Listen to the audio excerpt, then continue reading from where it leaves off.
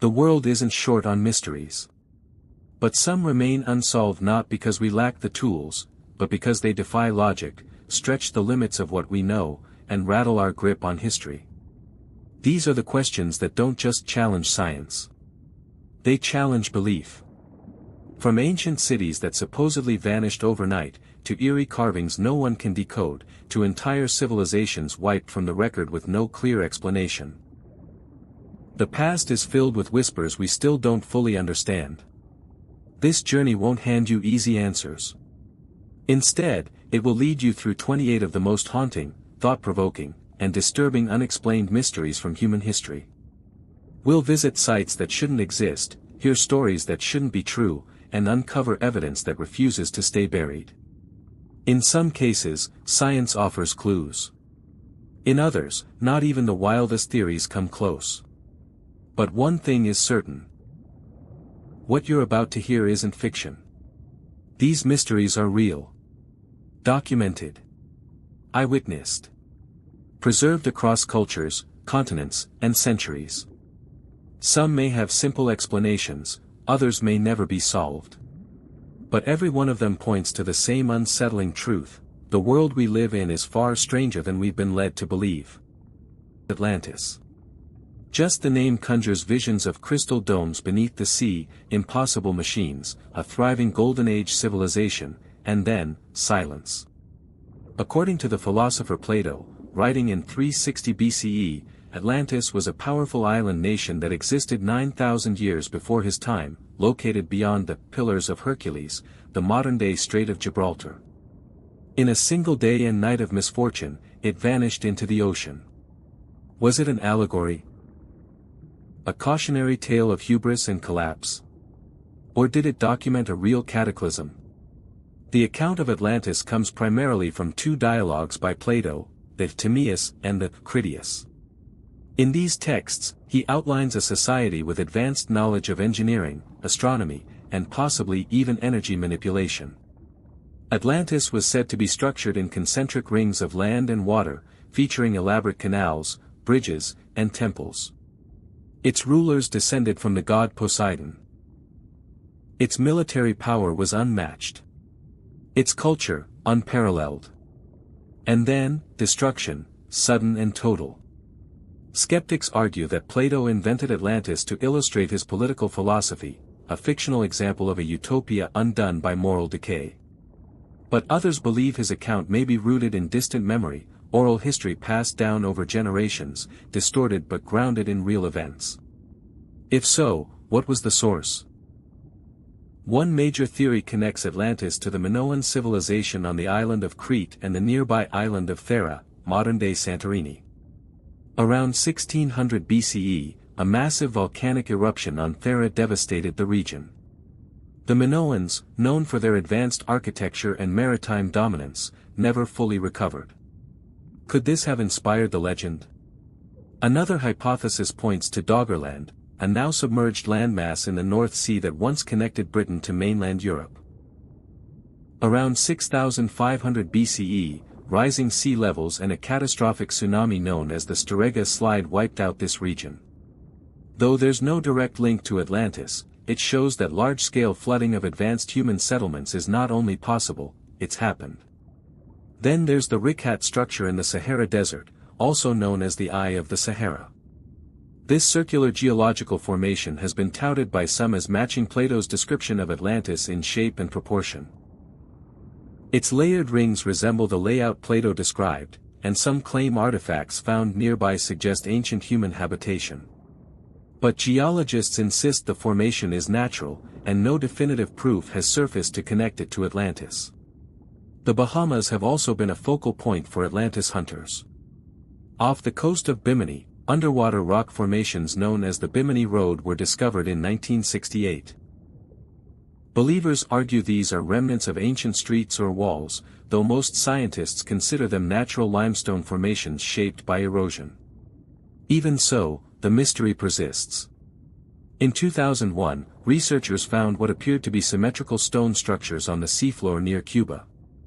Sonar images revealed pyramid-like shapes and geometric patterns over 2,000 feet below the surface. The depth made it difficult to investigate further, and so far, no definitive explanation has emerged. Some believe this could be part of a long-lost city, possibly Atlantis. Others say it's simply geological coincidence. Why does Atlantis endure, even without proof? Because it taps into something universal, the idea that human civilization may have risen and fallen before. That knowledge and power once gained can be lost. And that nature doesn't care how advanced we are. Many modern interpretations of Atlantis reflect our anxieties about our own world. Environmental collapse, overreach, the fragility of power. Atlantis serves as both inspiration and warning, a civilization at its peak, obliterated in an instant. Pop culture has only fueled the fascination. Atlantis appears in countless books, TV shows, films, and even video games. From ancient aliens to secret societies, the name is endlessly recycled and reimagined. Some portray it as a utopia with clean energy and harmonious living. Others as a cautionary tale of technological arrogance and societal decay. Despite centuries of searching, no archaeological expedition has produced hard evidence of Atlantis. Göbekli Tepe, the first temple long before the pyramids, before Stonehenge, even before the first known cities, humans built something that shattered every assumption about early civilization. It stood not in a fertile river valley but on a dry, rocky hilltop in southeastern Turkey. Its name is Göbekli Tepe, and its very existence challenges what we thought we knew about the birth of human society. Discovered in the 1990s by Klaus Schmidt, Göbekli Tepe is estimated to be over 11,000 years old, dating back to the pre-pottery Neolithic period. That makes it the oldest known monumental structure ever built by human hands, at least 6,000 years older than the Great Pyramid of Giza. But what makes Göbekli Tepe truly mind-bending isn't just its age. It's what it represents. The site is made up of massive T-shaped limestone pillars, some reaching up to 20 feet in height and weighing as much as 20 tons. These pillars are arranged in circular and oval formations, with two taller central pillars often surrounded by smaller ones. Many are elaborately carved with images of animals, snakes, lions, boars, scorpions, and birds, as well as abstract symbols. There is no evidence that the people who built Göbekli Tepe had agriculture, writing, or even permanent homes. They were likely nomadic hunter-gatherers. This flips the traditional narrative on its head. For decades, archaeologists believed that religion and complex social structures arose after the advent of agriculture, when people settled down and had the time and surplus to build temples. But Göbekli Tepe suggests the opposite, that the drive to build sacred spaces may have come before farming, and may have even inspired it. Think about that. People hauling multi-ton stones without wheels, without animals, and without the architectural knowledge we associate with early, civilized, cultures. They weren't doing it for shelter. They were doing it for something deeper, spiritual, ritualistic, possibly astronomical. The purpose of Göbekli Tepe remains a mystery. Some scholars suggest it was a temple complex, a place of pilgrimage for surrounding tribes. Others think it may have been used for burial rites or astronomical observations. No signs of domesticated plants or animals have been found at the site, and there are no residential structures. Whatever it was, it clearly held deep significance. Then, mysteriously, the builders buried it. Over time, layer after layer of backfill was added intentionally, not the result of natural erosion or collapse, but deliberate infill. It's almost as if they wanted to preserve it, hide it, or both. And this wasn't done just once. Göbekli Tepe was rebuilt and reburied in phases, over centuries. This intentional burial preserved the carvings in extraordinary condition. But it also raises even more questions. Why walk away from something so monumental? Why cover it up? Adding to the enigma, there are nearby sites like Karahan Tepe that show similar architectural features. Some archaeologists believe Göbekli Tepe wasn't a one-off, but part of a wider network of ancient, ritual centers spread across the region. If true, it could mean that we have vastly underestimated the complexity of human society at the end of the last ice age. Some fringe theories have claimed Göbekli Tepe as proof of lost civilizations, ancient aliens, or forgotten technologies. These are mostly speculation, but the mainstream mystery remains powerful enough. How did nomads create such an advanced structure, so early in human history, and why? Göbekli Tepe is still being excavated, and only a small portion of the entire site has been uncovered. What lies beneath the unexcavated layers could change everything we know about humanity's distant past. The site forces us to reconsider what we think of as primitive. It suggests that early humans weren't just focused on survival, they were spiritual, creative, and capable of monumental coordination. They looked to the stars, carved their beliefs into stone, and built lasting symbols of their values long before the first plow touched soil. Göbekli Tepe doesn't just rewrite history. It invites us to question our assumptions about progress, intelligence, and what it means to be human. As archaeologists peel back its layers, we may find that our ancestors weren't just wandering tribes, but dreamers and builders, with visions that still echo through the stones they left behind. Dyatlov Pass, Death on the Mountain. In the frozen wilderness of the Ural Mountains, a group of 9 experienced hikers met a chilling and unexplained end in 1959. Their names have since become etched into one of the greatest unsolved mysteries of the 20th century, the Dyatlov Pass incident. What happened to them is not just puzzling, it is downright terrifying. The group, led by Igor Dyatlov, was composed of university students and graduates from the Ural Polytechnic Institute. They were experienced in winter trekking and set out on a ski trip to Mount Otorten, a remote peak in the northern Urals. All were expected to return within a few weeks. But they never made it back. When rescue teams finally found their campsite, the scene defied explanation. The hikers' tent was discovered torn open from the inside, as if they had cut their way out in a panic. Some of the bodies were found half-dressed, barefoot in the snow, hundreds of meters from the tent, as if they had fled into the night under extreme duress. Temperatures at the time were around -30 degrees Celsius. Several of the victims died of hypothermia, but others had injuries more consistent with a high-impact accident: crushed ribs, skull fractures, internal trauma. One woman was missing her tongue and eyes. Yet there were no external wounds consistent with a struggle, and no signs of other people or animals. The Soviet investigation listed the cause of death as a compelling natural force, a term that only deepened the mystery. Since then, theories have ranged from the plausible to the paranormal. Some suggest an avalanche caused the panic, the sound of shifting snow might have scared the group into fleeing. But critics point out the angle of the slope and snow conditions were inconsistent with typical avalanche behavior. Others blame a katabatic wind, a rare, fast-moving wind event that could have created terrifying noise and cold shock. But the stranger explanations persist. Some believe they were victims of military experiments, given the proximity to secret Soviet weapons testing sites. There are reports of strange orange orbs seen in the sky near the area on the night they died. Others suggest infrasound, a low-frequency vibration caused by wind passing over the mountain, may have triggered intense fear or disorientation. Still more exotic theories involve yetis, alien abduction, or interdimensional encounters. None of these are supported by hard evidence, but the sheer weirdness of the incident keeps such speculation alive. What's most disturbing is how normal everything appeared up until the moment it didn't.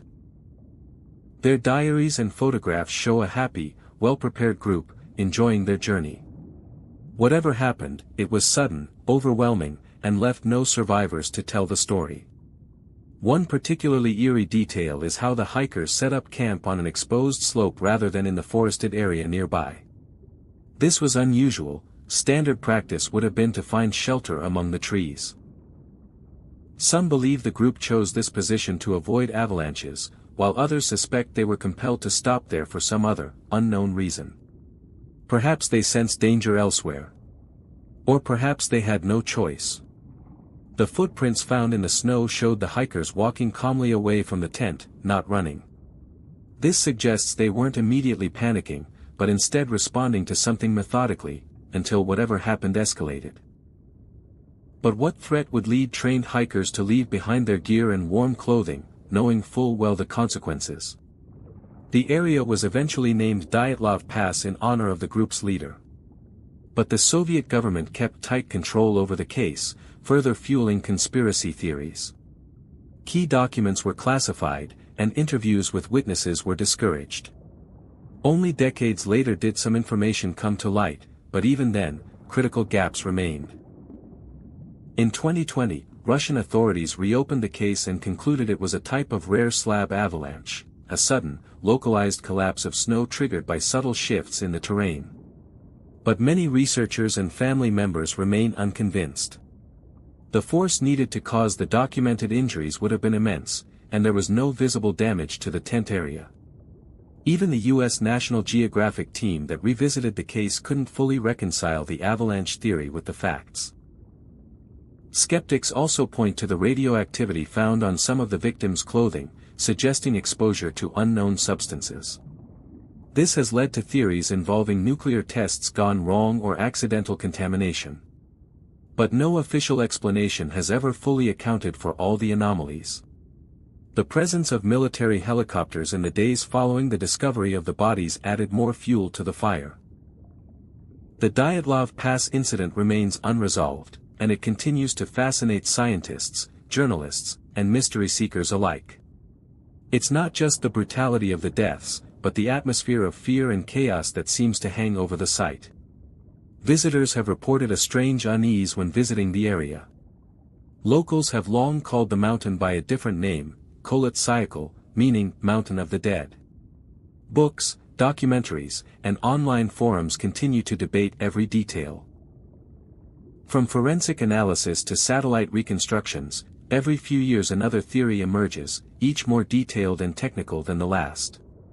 But none have been able to explain the combination of psychological terror, violent trauma, and environmental oddities that marked this tragedy. One of the hikers, Yuri Yudin, had turned back early in the expedition due to illness. He was the only survivor. Later in life, Yudin repeatedly said he believed the truth would never be known. That the Soviet government knew more than they let on. His words haunt those who continue to dig into the case. Modern reconstructions and documentaries have tried to visualize what might have happened, using advanced computer modeling and on-site research. But despite decades of speculation, the Dyatlov Pass incident remains a black hole of unanswered questions. Was it weather? Was it human? Or was it something else entirely, a collision with forces beyond our current understanding? Whether it was a tragic accident, a classified military disaster, or something even stranger, Dyatlov Pass forces us to reckon with the limits of our understanding. Sometimes, nature isn't just dangerous, it's incomprehensible. And sometimes, the scariest part of a mystery isn't what we find. It's what we never do. Bermuda Triangle, gateway to the unknown. A vast stretch of ocean between Miami, Bermuda, and Puerto Rico has become a global symbol of nautical dread, the Bermuda Triangle. This area, also known as the Devil's Triangle, is infamous for a string of bizarre disappearances that span decades. Ships vanish without a trace. Planes drop off radar mid-flight. Entire crews go missing, their vessels later found adrift, intact, and eerily abandoned. But what's behind this phenomenon? Reports of strange activity in the Bermuda Triangle date back to at least the 19th century. One of the earliest cases involved the USS Cyclops, a massive Navy cargo ship that disappeared in 1918 with 309 men aboard. No distress call was ever received. No wreckage was ever found. To this day, it's the single largest non-combat loss of life in U.S. Navy history. Then came Flight 19, a group of 5 U.S. Navy bombers on a training mission in 1945. They became disoriented, ran low on fuel, and vanished. The rescue plane sent after them also disappeared. 6 aircraft. 27 men. Gone. The only evidence left behind was radio chatter suggesting the compasses had failed, and the pilots were unsure of their location, despite being seasoned aviators. The Bermuda Triangle has since become a hotbed of modern mythology. Over 1,000 ships and planes are said to have vanished in the area, often without explanation. Some are found later, empty and floating. Others are simply never seen again. The disappearances are so varied that no single explanation can account for them all, which is part of what keeps the legend alive. Skeptics argue the Bermuda Triangle is no more dangerous than any other heavily traveled part of the ocean. They point to statistical studies showing that the rate of incidents in the area is proportional to the amount of traffic it sees. But believers argue that the concentration of strange details, radio failures, and erratic compass behavior cannot be so easily dismissed. One scientific theory blames methane hydrate eruptions from the ocean floor. These gas bubbles can reduce the density of water, causing ships to suddenly sink without warning. But that doesn't explain aircraft vanishing mid-flight, nor does it match the dozens of cases where vessels were later found intact with no signs of a struggle. Another possibility is rapid changes in weather. The Bermuda Triangle is subject to sudden storms, powerful downdrafts, and microbursts that can bring down even large aircraft. Navigational instruments may be affected by anomalies in the Earth's magnetic field, which is believed to fluctuate in this region more than in most others. Then there are the more fringe theories. Some claim the triangle sits above an ancient lost city, Atlantis. And the strange energy or technology buried beneath the ocean disrupts electronics and draws ships to their doom. Others believe the triangle is a vortex, a portal to another dimension, or even a testing ground for alien activity. While lacking in scientific evidence, these ideas have been heavily circulated in books, documentaries, and online forums. The Bermuda Triangle has also been linked to psychological phenomena. Some suggest that once a pilot or captain believes they're in the triangle, they begin to panic. Perception distorts. Decisions become irrational. In high-stress situations, especially in navigation and aviation, panic can lead to disastrous mistakes. Could the triangle be less a place and more a state of mind? Perhaps most unsettling are the so-called ghost ships, vessels found drifting silently through the triangle with no crew aboard. One famous case involved the Carol A. Deering, a schooner discovered run aground in 1921. Its lifeboats were missing, and the galley appeared mid-meal, as if the crew had abandoned ship in a hurry. Not a soul was ever found. Technological malfunctions are also common in reports from this region. Pilots have described compasses spinning wildly, gauges freezing, and radios going dead without warning. Even experienced aviators have reported feeling as though time itself was distorted, as if they'd crossed into a different plane of reality. In recent years, satellite imagery has shown unusual cloud formations over the triangle, hexagonal patterns that could create intense downward air currents, capable of damaging aircraft or destabilizing ships. This has led some meteorologists to propose that unusual atmospheric behavior could explain many of the incidents. But again, this doesn't explain all cases. The U.S. Coast Guard officially does not recognize the Bermuda Triangle as a hazardous area. Their stance is that natural explanations account for the disappearances. But the lack of definitive answers, combined with the chilling consistency of the stories, fuels the public's imagination. In many cases, it's the eerie lack of clues, no debris, no signals, no survivors, that suggests something more than just weather or human error. Pop culture has certainly played a role in cementing the Bermuda Triangle as a place of fear and fascination. From novels and television specials to video games and movies, the Triangle is portrayed as a realm where the rules of reality don't apply. But legends, no matter how fantastic, often stem from real events. Something is happening in that stretch of ocean, something we don't fully understand. To date, no one has identified a single, consistent cause behind the vanishings. Instead, each case adds a layer to the mystery, an open-ended question that science has yet to answer fully. The Bermuda Triangle remains a riddle, perhaps unsolvable, suspended between the known and the unknown.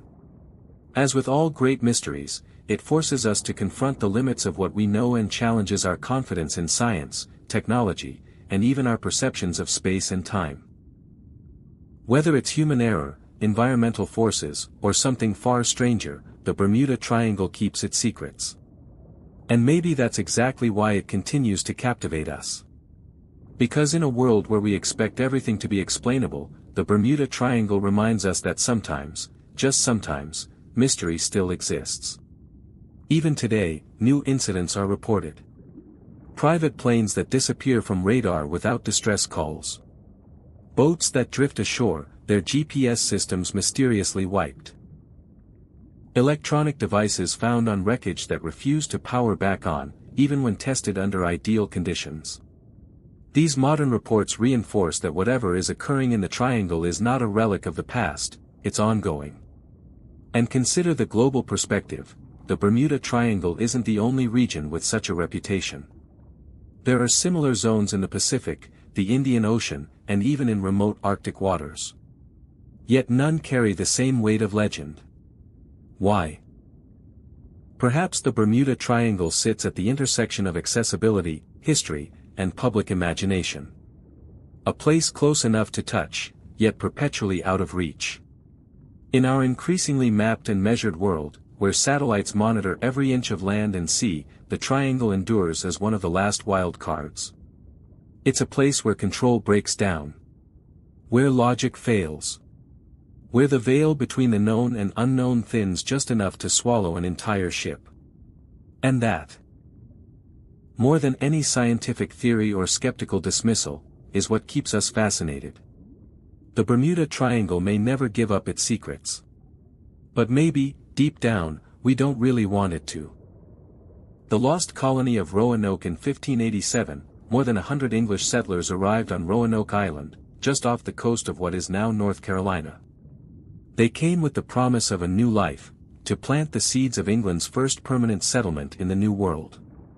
Among them were men, women, and children, full of hope and determination. But within just a few short years, the colony would vanish completely. No one knows exactly what happened. The only trace left behind was a single word carved into a tree, Croton. This event would become one of the greatest unsolved mysteries in American history. It begins with Sir Walter Raleigh, who had been granted a charter by Queen Elizabeth I to explore and colonize the Americas. Several attempts to establish a lasting settlement had already failed, but Raleigh remained determined. He dispatched a group led by John White, an artist and mapmaker, to establish a colony on Roanoke Island. White's group included his daughter, Eleanor Dare, who would give birth to the first English child born in the New World, Virginia Dare. Spirits were high, but the settlers faced a harsh environment, limited resources, and uneasy relations with local native tribes.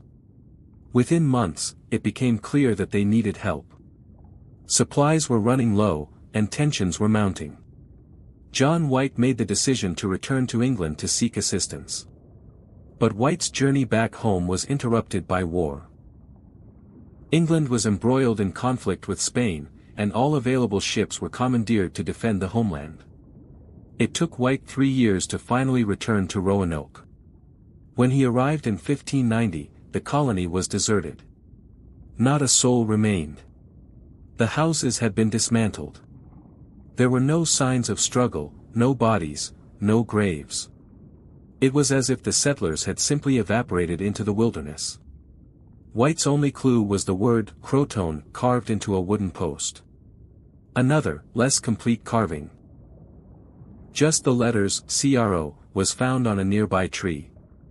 White had instructed the colonists before he left that if they needed to relocate, they should leave behind a clear message, and if they were forced to flee under duress, they should add a cross symbol. There was no cross. This led White to believe the settlers had moved voluntarily to Croton Island, now known as Hatteras Island, inhabited by the friendly Croatan tribe. But bad weather and logistical challenges prevented White from ever searching the island. He returned to England heartbroken and never saw his daughter or granddaughter again. The mystery of the Roanoke colony was born, a puzzle that has baffled historians, archaeologists, and amateur sleuths for over 400 years. Numerous theories have emerged to explain what happened. The most conventional idea is that the settlers integrated with the Croatan people. Oral histories from native tribes in the region include stories of white-skinned individuals joining their communities. European features were later noted among some tribe members. This theory is supported by the lack of violence at the site and the dismantled, not destroyed, state of the settlement. Other researchers suggest the colonists may have attempted to sail back to England or head inland toward Chesapeake Bay. If they had done so without experienced navigators or sufficient supplies, they likely would have perished in the wilderness. This theory explains the disappearance but not the carved word. More dramatic hypotheses include attacks by hostile tribes, Spanish raiders from nearby Florida, or even death by disease and starvation that led to a decision to scatter in small, untraceable groups. However, no remains have ever been recovered to support any of these ideas definitively. Then there are the more fringe suggestions. Some have speculated that supernatural forces were involved, a curse, perhaps, or a Bermuda Triangle-like anomaly that caused the colonists to vanish.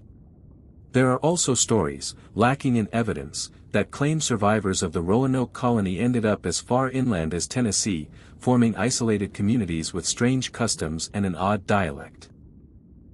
In recent years, archaeological digs on Hatteras Island have uncovered artifacts that may be linked to the missing settlers, including English tools, a sword hilt, and fragments of pottery that date to the right time period. These discoveries have reignited the theory that the colonists simply moved and merged with the Croatan tribe. But so far, no definitive evidence has been found to confirm this. DNA testing has also been proposed as a solution. Some researchers are attempting to compare the genetics of modern-day Native American families in the region with known descendants of the Roanoke colonists in England. But this process is complex, slow, and controversial, with no conclusive results as of yet. The mystery has even entered popular culture. Roanoke has been featured in novels, television shows, and horror stories, each offering their own fictionalized versions of events. But the real power of this mystery lies in its silence. In the void it left behind. There's something uniquely unsettling about an entire community disappearing without a trace, especially when it was meant to be the cornerstone of a new empire.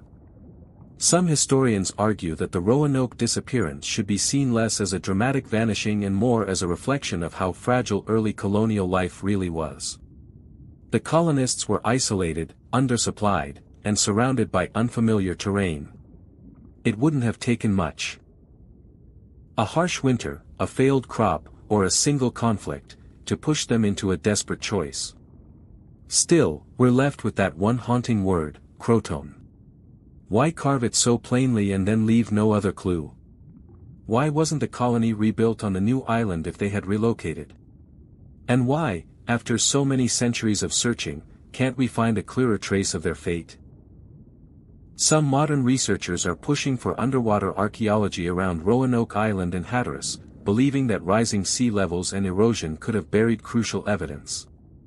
Shorelines have changed dramatically over the centuries, and entire parts of the original settlement may now lie underwater, out of reach of traditional excavation methods.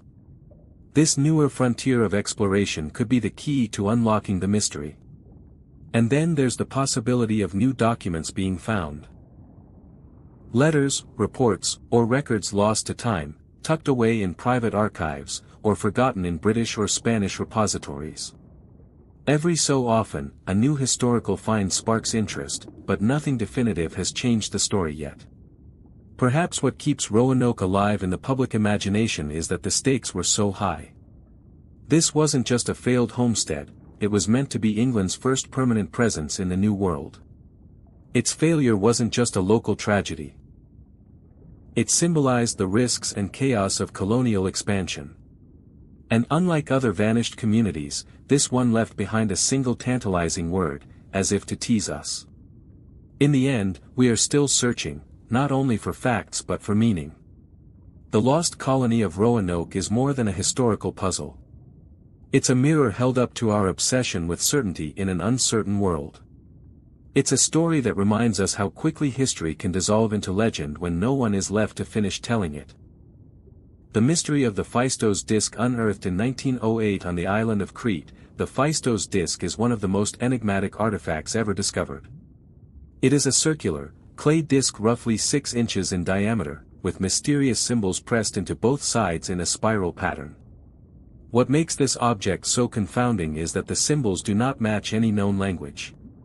More than a century after its discovery, no one has been able to definitively decode it. Its purpose, origin, and meaning remain completely unknown. The disk was found in the ruins of the Minoan Palace at Phaistos, a significant site of ancient Mediterranean culture. Dated to approximately 1700 BCE, the disk features 241 tokens composed of 45 distinct symbols, each impressed using stamps. This stamping method suggests that the disk may be one of the earliest examples of movable type printing, an innovation that wouldn't reappear until Gutenberg in the 15th century. This alone makes the Phaistos disk an outlier in the timeline of technological development. Among the symbols are human figures, birds, fish, tools, flowers, and abstract patterns. The arrangement of the symbols into a spiral has led some researchers to speculate that the disk was intended to be read like a modern phonograph or CD, following the spiral inward or outward. However, because we have no Rosetta Stone for the disk, deciphering the meaning behind the symbols has proven nearly impossible. Numerous theories have been proposed. Some suggest it is a religious artifact, perhaps a prayer or hymn to a deity. Others believe it could be a board game, a legal document, a calendar, or even an ancient message encoded in a symbolic language lost to history. Some even suggest it could be a hoax or artistic creation with no linguistic meaning at all. However, the fact that it was buried in an archaeological layer consistent with other Minoan artifacts supports the theory that it is genuinely ancient and not a modern forgery. One reason decipherment has been so elusive is the disk's uniqueness. No other artifact with the same script has ever been found. Without additional examples to compare against, scholars can't analyze patterns or linguistic structure as they could with Egyptian hieroglyphs or cuneiform. This isolation makes the disk an orphan of history, floating without context. Attempts at translation have ranged from the scientific to the speculative. Some linguists have tried to compare the symbols to other ancient scripts, like Linear A or Linear B, used by the Minoans. But the Phaistos disk does not align with those systems. Others have suggested the symbols represent a syllabary or pictographic code, similar to early Chinese or Mayan writing. None of these theories has gained broad acceptance. In the 1980s, an Italian researcher claimed to have translated the disk as a hymn to a mother goddess, but his work was widely criticized for lacking methodological rigor. More recently, some computer scientists have tried using AI and statistical analysis to identify symbol patterns. While these efforts are promising, they still rely heavily on speculative assignments of meaning. There's also the cultural context to consider. The Minoans were a sophisticated seafaring civilization, known for their architecture, art, and possibly matriarchal society. They left behind rich archaeological remains but little written language that we can understand. This raises the possibility that the Phaistos disk represents a language or dialect used only briefly or in limited religious or ceremonial contexts. The disk has become something of a Rorschach test for historians and enthusiasts alike. People see in it what they want to see: signs of alien contact, remnants of Atlantis, evidence of time travelers, or proof of unknown ancient civilizations. While most of these fringe theories are unsubstantiated, they underscore how deeply the disk captivates the imagination. Its mystery persists not only because of what we don't know but because of how much it challenges what we thought we did know. It questions our assumptions about the linear progression of writing and technology. It humbles modern scholars with its silence. It reminds us that for all our advances, the past is still filled with secrets we may never uncover. Efforts to learn more about the Phaistos disk continue. Advances in imaging technology may reveal subtle impressions or wear patterns that provide clues about how it was used or stored. More archaeological finds on Crete or nearby islands could one day unearth additional artifacts with similar markings, giving scholars the much-needed comparative material. But for now, the Phaistos disk remains a perfect mystery, a compact, durable enigma from a vanished world, asking questions in a language that no one alive today can answer. It is a symbol not just of the Minoans, but of humanity's eternal quest to understand where we came from, how we expressed ourselves, and what we valued when the world was still young and unexplored. Still, the mystery inspires fresh inquiry year after year. Enthusiasts continue to pore over high-resolution images, drawing their own comparisons and theories. Linguists experiment with algorithmic translations, hoping to discover hidden patterns. And every new archaeological dig in Minoan territory holds the tantalizing possibility that we'll finally stumble upon another piece of the puzzle.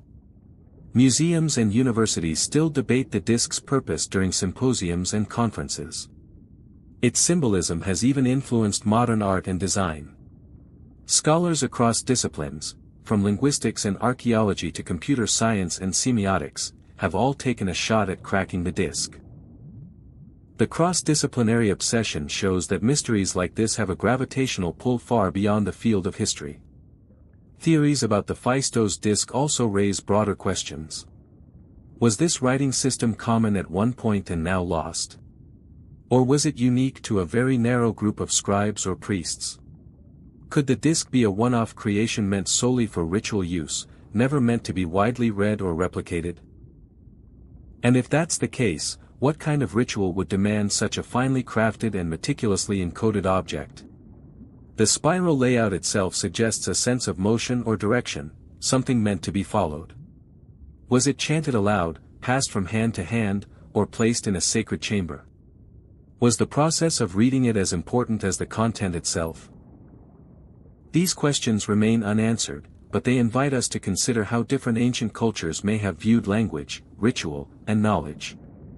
And so, the disk remains locked in time, a relic from an age when human expression took shapes we've only begun to imagine.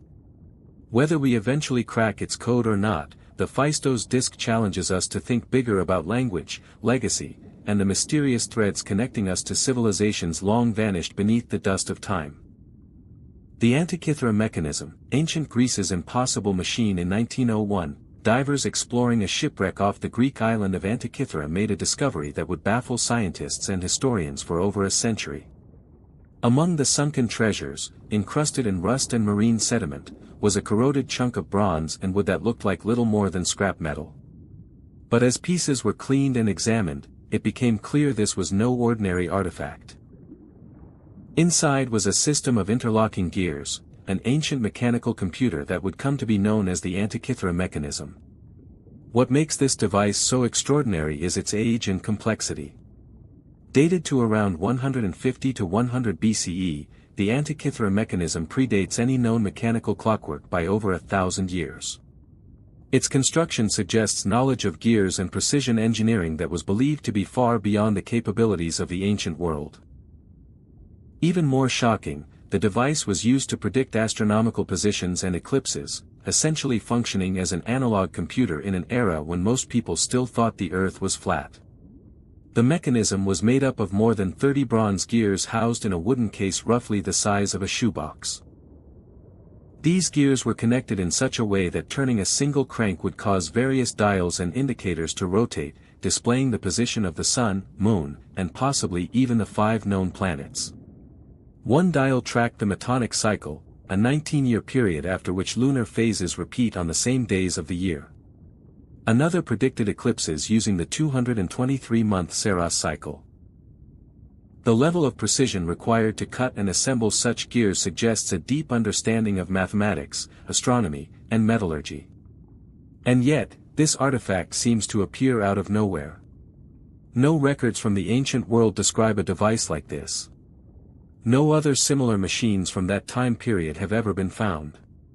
It's as if someone dropped a Swiss watch into a Roman marketplace a millennium before its time. This gap in historical continuity raises some unsettling questions. Was this knowledge lost in a catastrophe? Was it a secret known only to a few? Or was it part of a more advanced technological lineage that simply didn't survive? Modern reconstructions based on CT scans and 3D imaging have confirmed the internal gear systems and functions. In 2005, researchers using advanced X-ray tomography were able to read inscriptions hidden within the fragments, essentially the instruction manual etched into its surface. These texts referred to phases of the moon, celestial events, and calendar cycles, confirming that the device was meant to model and predict the heavens with astonishing accuracy. Some inscriptions even mention athletic events, suggesting the mechanism could be used to track the timing of ancient games, perhaps even the Olympics. This implies the device had both practical and cultural significance. It was not just a scientific tool but possibly a luxury object or educational device for the elite. And yet, it's the only one of its kind. Why? That question has no easy answer.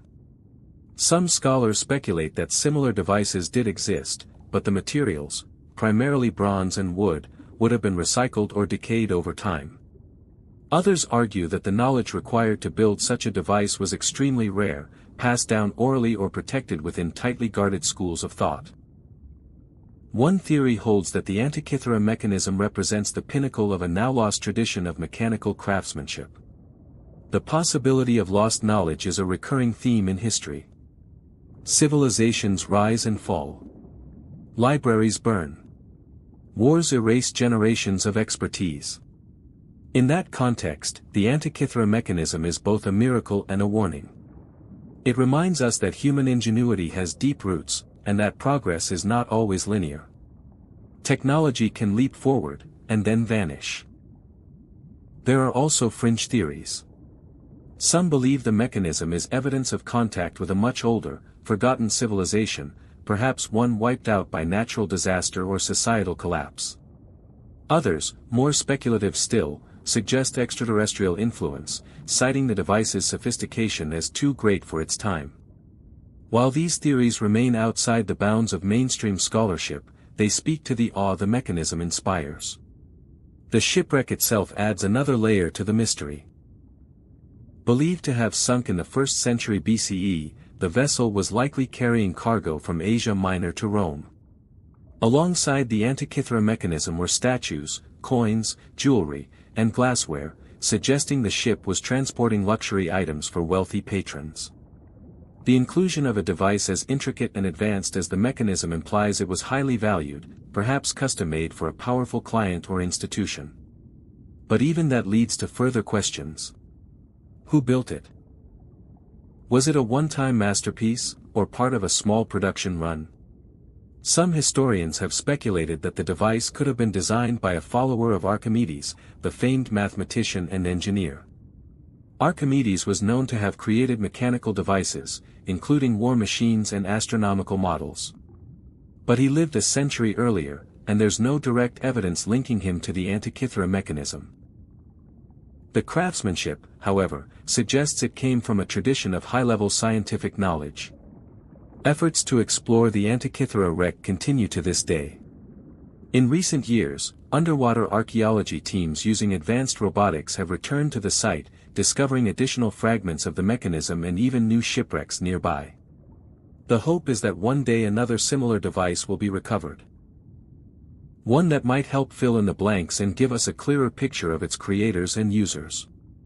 In museums and research labs around the world, replicas of the Antikythera mechanism now sit encased in glass, their gears turning slowly to mirror the dance of the cosmos. These reconstructions have deepened our respect for ancient engineering and pushed us to reevaluate what ancient societies were truly capable of. Far from being simple or primitive, the Greeks who built this machine had a grasp of the natural world and a mechanical sophistication that challenges our assumptions about technological evolution. Ultimately, the Antikythera mechanism is not just a device. It is a symbol of human curiosity, intelligence, and the ever-present hunger to understand the world around us. It bridges the gap between science and philosophy, between craftsmanship and cosmic wonder. And until more like it are found, it stands alone, an ancient whisper from the deep, telling us that even in antiquity, someone looked up at the stars and decided to build a machine that could follow their every move. Even now, researchers continue to uncover details that expand our understanding of the mechanism's construction. Some suggest that it may have originally included over 60 gears, many of which are now lost to corrosion and time. Recent discoveries indicate the back panel may have included even more complex planetary displays than originally believed. Every advancement in imaging and modeling reveals deeper intricacies, hinting at a machine far ahead of its time. As interest in the Antikythera mechanism grows, interdisciplinary collaboration has become key. Mathematicians, classicists, engineers, and software developers have all joined the effort to recreate and interpret the device. This unity of knowledge mirrors the genius of its unknown creator, someone who clearly understood not only astronomy, but mechanics, geometry, and time itself. In a way, the Antikythera mechanism isn't just a relic of the past, it's a challenge to the present. It dares us to imagine how much knowledge has been lost to history, and what forgotten brilliance may still lie at the bottom of the sea, waiting to be rediscovered. The WOW signal, Earth's closest encounter. On August 15, 1977, something strange happened at the Big Ear Radio Observatory in Delaware, Ohio. A routine scan of the night sky picked up a burst of radio energy so unusual, so intense, that it stood out immediately from the usual static and noise. The signal lasted only 72 seconds, but it was powerful. So powerful, in fact, that astronomer Jerry Emin, reviewing the printout days later, circled the reading in red pen and scrawled a single word beside it: "Wow." That handwritten note gave this mysterious signal its now famous name, the WOW signal. But the true mystery lies not in the name, but in what it could represent. The Big Ear telescope was part of a long-running project to search for extraterrestrial intelligence, SETI. It scanned the heavens for narrowband radio signals that might suggest intelligent life elsewhere in the universe. On that summer night, the telescope was pointed at a star field in the constellation Sagittarius. Nothing unusual was expected. But then, for 1 minute and 12 seconds, the equipment detected something unlike anything it had ever picked up before, a radio signal 30 times stronger than the background noise, tightly focused in frequency, right around 1420 MHz. The natural emission frequency of hydrogen, the most abundant element in the universe. That specific frequency matters. Many scientists agree that if intelligent life were trying to communicate across space, hydrogen's emission line would be a logical frequency to choose. It's universal and relatively quiet in cosmic terms. So a strong signal at 1420 MHz, appearing exactly once, in a slice of sky, with no clear natural cause? That's a head-turner. The signature of the signal also fit expectations for something artificial. It didn't appear broad and smeared like a natural source. It was narrow. Intentional sounding. The way a radio station locks onto a precise frequency, not how nature tends to operate. But just as quickly as it appeared, it was gone. Astronomers scrambled to point their instruments at the same region of the sky in the days, weeks, and even decades that followed. They heard nothing. The WOW signal never repeated. And for scientists, that's a problem. Repetition is key to confirming a signal. A one-time event can't be verified. It becomes a ghost. So what could it have been? One theory says it may have been a secret military transmission, perhaps even a classified satellite bouncing back some Earth-based signal. But this doesn't quite add up. The Doppler shift in the signal matched expectations for a space-based object, not something in low Earth orbit or a nearby aircraft. And no military source has ever been confirmed or admitted. Another explanation involves a natural source, specifically a comet. In 2017, one astronomer suggested that a comet, 266P/Christensen, might have been passing through the region at the time, releasing hydrogen clouds that could reflect or emit radio waves. But this theory has largely been dismissed. Comets don't produce strong, coherent radio signals, and the WOW signal's characteristics don't align with known cometary emissions. Could it have come from Earth and just been misread?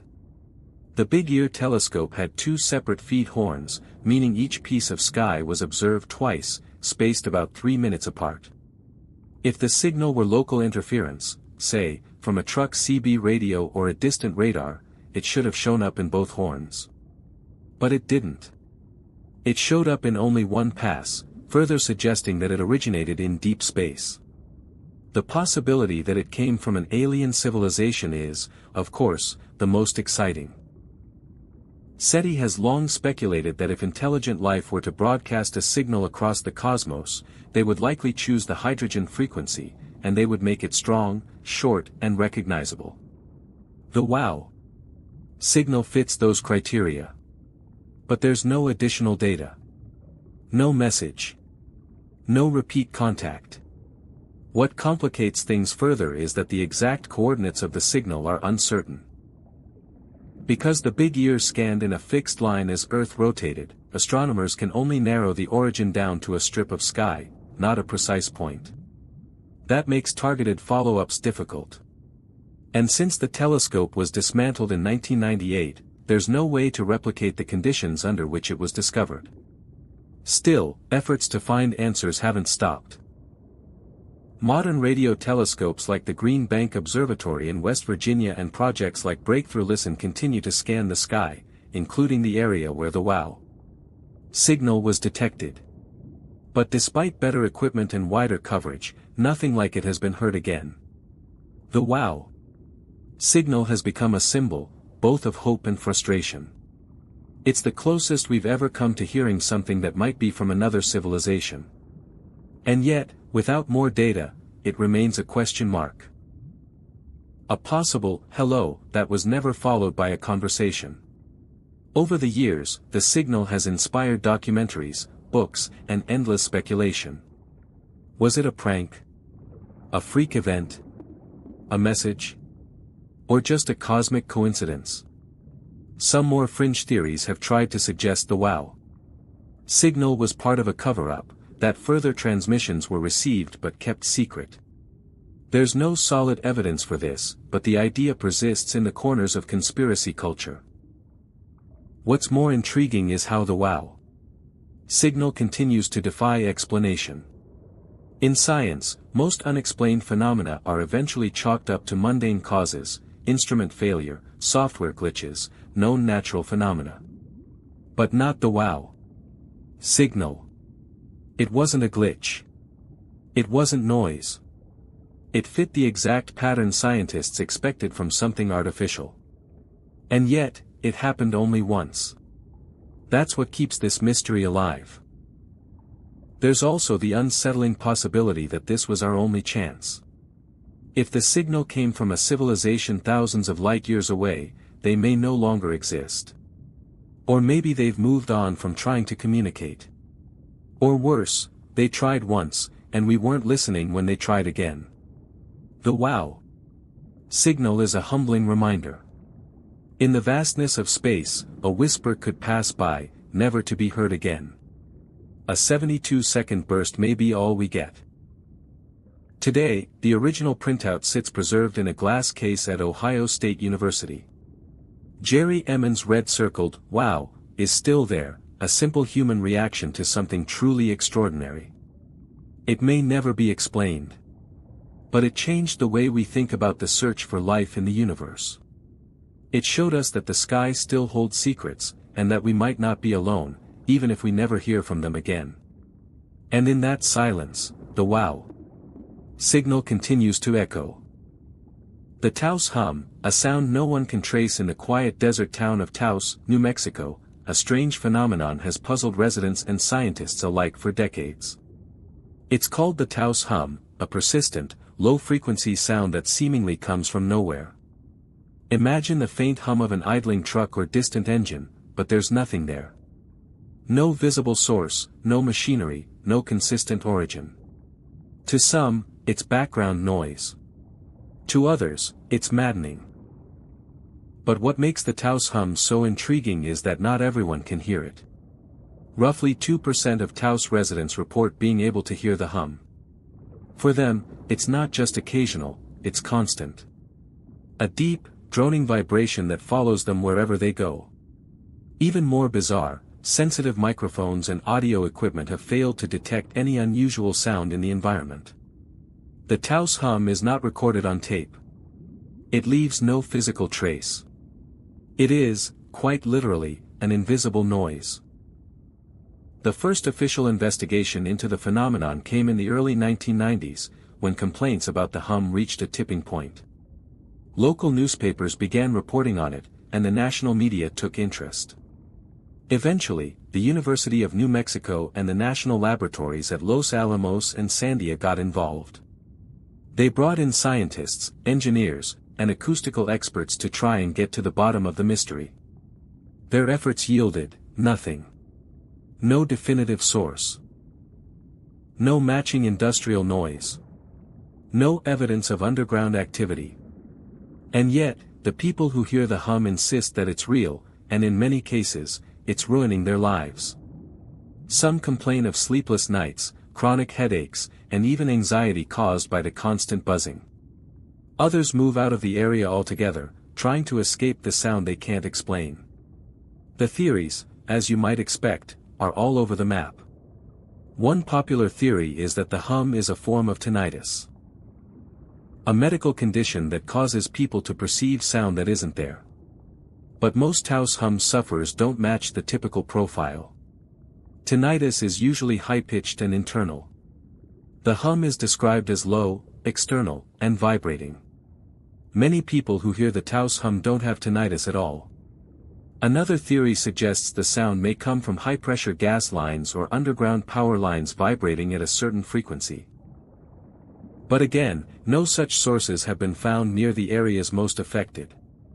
Some researchers have tested for electromagnetic interference, infrasonic waves, or seismic activity, but nothing consistently accounts for the phenomenon. There's also the theory that the hum is military-related. Taos is not far from several classified or semi-classified military sites. Some believe the sound could be the result of low-frequency transmissions used for submarine communication, secret testing, or even surveillance equipment.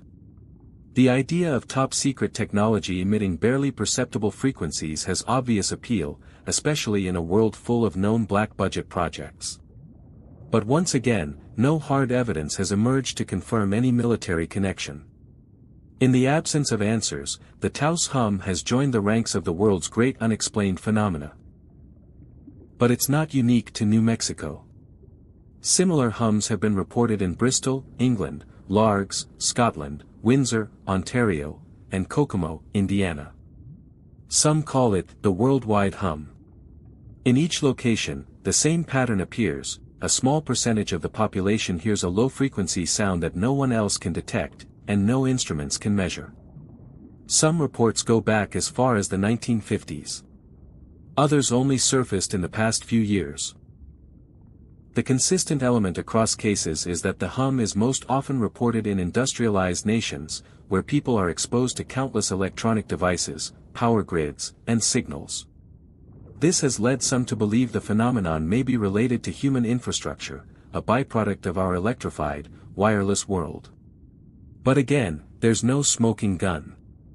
Some researchers have even speculated about psychological causes. Could it be a form of mass suggestion or hysteria? Possibly. But that theory doesn't explain why sufferers report the sound even when they've never heard of the phenomenon before, and in places where no local coverage exists. Moreover, people describe it in highly consistent ways: a low-frequency vibration, strongest indoors, particularly at night, and sometimes felt more than heard. And here's where it gets even stranger: some individuals claim the hum changes locations. That it moves with them. That it seems to follow them across town, or even across states. This mobile characteristic has led to speculation that the sound may not be geographic at all, but internal. That perhaps some individuals are sensitive to frequencies others aren't. Not in a metaphysical sense, but in terms of unique biological or neurological makeup. Some scientists have considered the possibility of otoacoustic emissions, sounds generated within the ear itself. These emissions are usually too faint to notice, but what if some individuals can hear their own internal auditory noise at a level that seems external? Still, even this fails to explain why many people describe the hum as stronger in specific areas, or why they feel vibrations in their chest, stomach, or bones rather than just their ears. Others still go further into the fringe. Some suggest the hum could be evidence of covert mind control programs, extraterrestrial monitoring, or dimensional leakage, where vibrations from another reality bleed into ours. While there's no hard science to back these ideas, the persistence of the Taos Hum has given rise to plenty of paranormal speculation. Regardless of the theory, the emotional impact is very real. The people who hear the Taos Hum aren't imagining their discomfort. Their lives are disrupted. Some wear earplugs to sleep. Others install sound-dampening equipment in their homes. A few have even gone to extremes, building makeshift Faraday cages, metal-lined rooms designed to block electromagnetic waves, in a desperate attempt to silence the sound. For many, nothing works. Interestingly, studies have shown that traditional soundproofing does little to block the hum, suggesting it might not be transmitted through the air at all. Instead, some believe it travels through the ground or through solid objects, making it even harder to isolate and identify. This would also explain why the sound often seems louder indoors than outside, a counterintuitive trait for an airborne noise, but logical for one conducted through structure or bone. The Taos Hum has, over time, faded from headlines, but it hasn't disappeared. People still report hearing it. New witnesses emerge. The sound remains an unresolved riddle. One that defies measurement, prediction, and explanation. For some, it's a nuisance. For others, it's a life-altering affliction. And for the rest of us, it's a reminder that even in a world defined by science, there are still sounds we can't trace, phenomena we can't explain, and mysteries that hum just beneath the surface of our understanding. The Green Children of Woolpit, visitors from another world. In the heart of 12th century England, nestled among the rolling fields of Suffolk, the small village of Woolpit became the unlikely setting for one of the strangest tales in recorded history. It's a story that has endured for over 800 years, a tale so bizarre, so utterly outside the norm, that it continues to puzzle scholars and stir the imagination of anyone who hears it. According to historical chronicles written by Ralph of Coggeshall and William of Newburgh, both respected historians of their time, 2 children were discovered near a wolf pit on the edge of Woolpit village. The wolf pits, deep holes dug to trap predators, gave the village its name. But what made this particular day so memorable wasn't the landscape, it was what emerged from it. The children were unlike any the villagers had ever seen. A boy and a girl, both disoriented, frightened, and wearing clothes made of unfamiliar materials in unknown styles. And most shocking of all, their skin was a vivid, unmistakable shade of green. Despite their strange appearance, the children were clearly human in shape and size. They spoke a language no one could recognize, strange syllables and sounds that baffled the villagers. Initially, they refused all food. It was only when someone offered them raw broad beans, still in the pod, that they began to eat.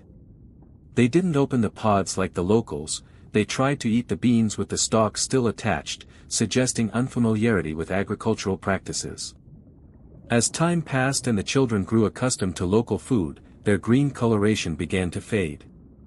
This has led some modern researchers to theorize that the hue was the result of malnutrition. Perhaps anemia or a condition called hypochromic anemia, which can cause a greenish pallor when severe. Sadly, the boy, already weaker than his sister, died not long after their discovery. The girl, however, survived and eventually learned to speak fluent English. Over time, she was baptized and given the name Agnes. She lived into adulthood, working in the household of a knight in nearby King's Lynn, and reportedly even married. Once she was able to communicate, she told a tale that only deepened the mystery. She claimed that she and her brother had come from a place known as St. Martin's Land, a realm of eternal twilight, where the sun never rose fully and everything was bathed in a greenish gloom. The people there, she said, were all green like herself and her brother. She didn't know how they arrived in Woolpit. Only that they were tending their father's cattle when they heard a strange sound, like the ringing of church bells. They followed the sound through a long, dark tunnel and emerged suddenly into the blinding sunlight of our world. Some have interpreted this account as a child's fantasy, a story constructed to explain trauma or confusion. But the odd details persist: the strange clothes, the unknown language, the green skin, and the sheer conviction with which the story was told. So what could possibly explain such an encounter? One mainstream theory suggests the children were Flemish refugees. During that period, political upheaval and violence in Flanders, now part of modern Belgium, had driven many families to flee. If the children had lost their parents and wandered through forests or underground mine shafts, their skin might have taken on a strange hue from malnutrition or poor lighting. The unfamiliar language could have been Flemish, and their clothing regional. But this theory struggles to explain the children's claim of coming from a land without sunlight. It also doesn't account for the consistent green coloration or their complete lack of understanding of even basic English when found. Another possibility is folkloric. The story shares eerie similarities with legends of fairy abductions and otherworldly beings from Celtic and Anglo-Saxon traditions. In many tales, fairies live in parallel realms, often underground or hidden from the human world. And time flows differently there. The children's description of a twilight world and a tunnel-like journey into our reality echoes this mythological structure. Some folklorists suggest the story of the Green Children may be a Christianized version of older pagan beliefs, allegories about innocence, exile, or spiritual transformation that later generations took as literal truth. But the chroniclers who recorded the event were not storytellers. They were historians, trained to document wars, politics, and church affairs. That they treated this bizarre incident as fact gives the tale more weight than typical folklore. Then there's the speculative theory, the idea that the Green Children were not of this earth at all. Could they have been interdimensional travelers, or even extraterrestrials? Their appearance near a pit has sparked comparisons to portals or wormholes. The strange language, unusual diet, and their difficulty adjusting to sunlight all feed into the theory that they were from another world or plane of existence. Modern pop culture has latched onto this possibility. The story of the Green Children has inspired science fiction novels, graphic novels, and episodes of paranormal-themed shows. And while there's no hard evidence to support the alien theory, its persistence reflects the psychological impact of the mystery. The sense that, just once, two beings from elsewhere may have accidentally crossed into our world. Another overlooked element is the symbolic richness of the color green. In medieval times, green was not merely a color, it was a signifier of mystery, nature, and the unknown. It was also associated with the supernatural, both good and bad. That these children were green might have made their story more unsettling, more potent to medieval minds. Yet the story isn't entirely in the past. Today, the village of Woolpit embraces its strange legacy. A village sign depicts the Green Children, and visitors continue to arrive, drawn by the mystery. Local tours recount the story, and it remains one of the most discussed unexplained cases in British history. What's remarkable is how enduring the tale is. In a time before internet hoaxes or viral storytelling, this legend has persisted across generations, cultures, and interpretations. It's been dissected by skeptics and dreamers alike, yet no version fully resolves the mystery. Did two children really emerge from a world beneath the earth, or was it a garbled memory of trauma and migration? Were they refugees, aliens, fairies, or simply misunderstood children whose story grew stranger in the retelling? We may never know the truth behind the Green Children. But what we do know is that their story has lasted nearly a millennium. Not because it's easily explained, but because it resists explanation. And in that resistance, it continues to spark curiosity, wonder, and a deep, lingering question: what else lies hidden in the folds of history, just waiting to be rediscovered? The Devil's Footprints. A winter night of the unexplainable. On the bitterly cold morning of February 9, 1855, residents across Devon, England, awoke to a landscape transformed, not just by the snowfall, but by something far stranger. Etched into the untouched snow was a single line of prints, hoof-like impressions that stretched in a continuous path for over 100 miles. These were not the tracks of deer or livestock.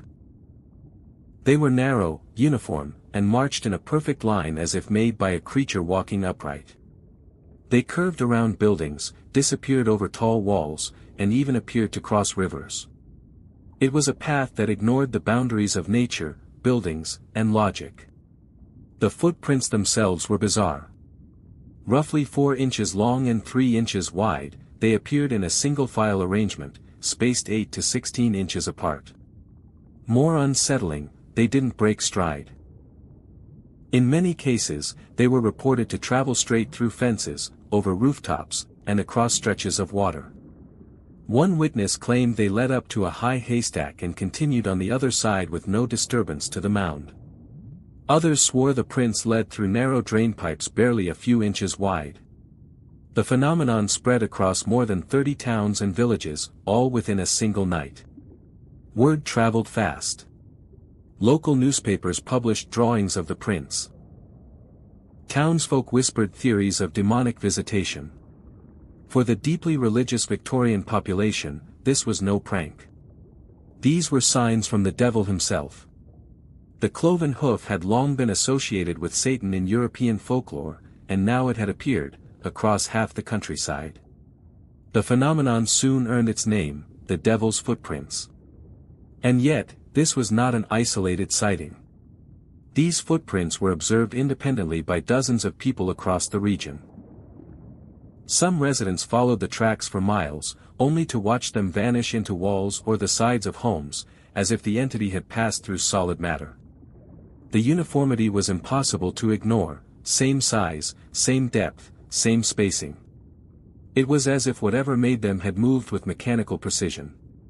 Attempts to explain the mystery began almost immediately. One of the more commonly cited theories is that the tracks were made by hopping animals, rabbits, mice, or even kangaroos. Yes, kangaroos. Some reports mention an escaped kangaroo from a nearby private menagerie. But this doesn't hold up under scrutiny. Kangaroos don't hop for 100 miles in a perfectly straight line, and they certainly don't scale buildings or walk across frozen rivers. And as for mice, the prints were far too large and evenly spaced. Even badgers and deer were ruled out, none could account for the print's path or the obstacles overcome. Another theory points to weather balloons. It's been suggested that a balloon trailing shackles or some kind of weighted gear may have drifted across the countryside, dragging its equipment along the snow and stamping down evenly spaced impressions. But such a balloon would need to travel an extremely precise path, untouched by wind shifts or terrain. There are no confirmed reports of any balloon sightings that night. And if it did occur, why did the track stop so suddenly? Why did they appear in so many areas with no connecting trail? Skeptics have also tried to explain it as a hoax. Maybe a prankster, or a group of pranksters, set out to stir chaos with carved tools or metal shoes. But the scale of this prank would have been enormous. The timeline, one single stormy night, makes the logistics all but impossible. Who could have covered over 100 miles, in freezing temperatures, unseen, leaving identical tracks across homes, rivers, and villages? Some argued it was a case of mass hysteria. One village reports it, and suddenly everyone starts seeing the same thing. But the problem with that theory is the timing. Many of the footprints were discovered independently before the news had spread. And the locations were too geographically spread out to be coordinated. Then come the more extreme theories, those that dwell in the realms of the paranormal. Some believe the devil's footprints were exactly what they appeared to be, a supernatural visitation. The uniform cloven-hoof prints, the defiance of natural barriers, the silence and speed of its passage, it all reads like a passage from folklore. A being not bound by physical laws, leaving a message, or a warning. Others suggest even more far-fetched ideas, time travelers, interdimensional entities, or extraterrestrial probes. These ideas aren't backed by evidence, of course, but they highlight how deeply the event grips the imagination. There's something in the story that refuses to be explained away. Over the years, more incidents have occurred, similar but never quite as dramatic. In 2009, in North Devon, new reports surfaced of strange hoof-like prints in the snow, eerily similar in size and pattern. Though the scale was smaller, and the circumstances different, the resonance with the 1855 phenomenon reignited public fascination. Were these new prints from the same force? A natural phenomenon we still don't understand? Or just a coincidence? Despite the theories, the devil's footprints remain unsolved. The original prints melted away with the snow. No photographs exist, only drawings, eyewitness testimonies, and a growing number of accounts passed down through generations. Scientists and historians revisit the mystery from time to time, but it always ends the same way, with more questions than answers. What makes this story endure is not just the mystery itself, but how well documented it was. Local newspapers, parish records, and letters preserve detailed reports from dozens of towns. It wasn't one isolated incident, it was a collective experience. And yet, we have no way to verify or replicate it. It sits in that uncomfortable space between fact and folklore. Perhaps the real question isn't what made the prints, but why nothing else like it has happened since. Why was it a one-night-only event? Why in 1855? Why in Devon? Was it a freak convergence of natural elements? A forgotten experiment? A moment of something other? Whatever walked through Devon that snowy night, whether man, animal, machine, or something beyond comprehension, it has never returned. But it left behind a trail, not just in the snow, but in our imaginations. And to this day, in the quiet villages of Devon, when snow falls heavy and the streets fall silent, some still wake with nervous anticipation. Looking for a sign. A print. A trail. Wondering if, just maybe, the devil decided to take another walk. The Voynich Manuscript, the book no one can read tucked away in Yale University's Beinecke Rare Book and Manuscript Library, lies one of the strangest and most persistent mysteries in recorded history, the Voynich Manuscript. At first glance, it resembles a typical medieval codex, an old book filled with worn pages, handwritten text, and intricate illustrations. But then you realize something is off. The plants don't exist. The language is unintelligible. The diagrams resemble nothing in any known field of study. For over 100 years, the Voynich Manuscript has defied explanation. It's not just undeciphered, it's completely unreadable. The book is named after Wilfrid Voynich, a Polish book dealer who acquired it in 1912 while browsing a collection of ancient texts at a Jesuit college near Rome. He knew immediately he'd found something unique.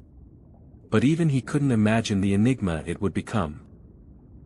The manuscript contains roughly 240 vellum pages, some say it originally had closer to 270. The vellum, or calfskin parchment, was carbon dated to between 1404 and 1438. So, we know it's real. We know it's old. But that's about all we know for certain. Its text is written in a flowing, looping script, sometimes compared to Latin cursive, but it doesn't correspond to any language ever known. The writing appears consistent, elegant even, as if it was carefully transcribed by someone who knew exactly what they were doing. But despite over a century of study by cryptographers, linguists, historians, and artificial intelligence experts, not a single sentence of the manuscript has been conclusively decoded. This isn't for lack of trying. During both World Wars, top military codebreakers were given copies of the manuscript, hoping their expertise might crack it. These were the same minds who helped break Germany's Enigma code, but they got nowhere with the Voynich. In the decades since, professional and amateur researchers have used everything from statistical analysis to machine learning in hopes of unlocking its secrets. And still, nothing. Some believe the script is a sophisticated cipher, a code hiding Latin or another European language behind layers of encryption. Others suggest it's a completely invented language. A constructed script made for private use, possibly by a cult or secret society. There's even a theory that it was a medical or herbal guide for women, based on the frequent imagery of plants and female figures bathing in what look like alchemical pools. Still, all of these ideas are guesses, with no consensus in sight. The manuscript's contents are typically divided into 6 thematic sections, though this is based entirely on the illustrations. Herbal features drawings of unknown plants, each accompanied by text. Astronomical includes star charts, zodiac signs, and celestial diagrams. Biological shows nude women bathing or interacting with strange tubes. Cosmological features circular, wheel-like diagrams that resemble maps or devices. Pharmaceutical displays small plant parts in jars and other alchemical symbols. Recipes, the final section contains pages of short paragraphs, each marked with a star-like symbol. Many of the plants have no known counterpart in Earth's flora. Some researchers believe the images were deliberately hybridized, part real, part imaginary, to obscure the book's purpose. Others suspect the manuscript's creator had access to a forgotten knowledge of botany or medicine now lost to history. One of the most compelling arguments against the hoax theory is the manuscript structure. Despite its gibberish appearance, the text behaves statistically like a real language. It obeys Zipf's law, a linguistic principle that governs word frequency across all known human languages. Certain words appear often, while others are rare. Patterns of sentence structure and grammar-like rules emerge. This isn't random gibberish, it's a system, with internal logic. And that means someone went to great lengths to create it, and likely to use it. Could it have been a memory palace? A way of storing information accessible only to the creator? That might explain the unique visual language and personalized symbols. Some researchers speculate the manuscript may have been meant to encode medical or alchemical knowledge in a way that ensured only the intended reader could understand it. Then again, others believe the Voynich Manuscript might be the product of an entirely different mindset, one outside modern understanding. One theory posits that it was created by a person with a neurological condition such as glossolalia or hypergraphia, leading them to produce pages of intricate but private language and drawings. The mystery deepens when you consider the manuscript's journey.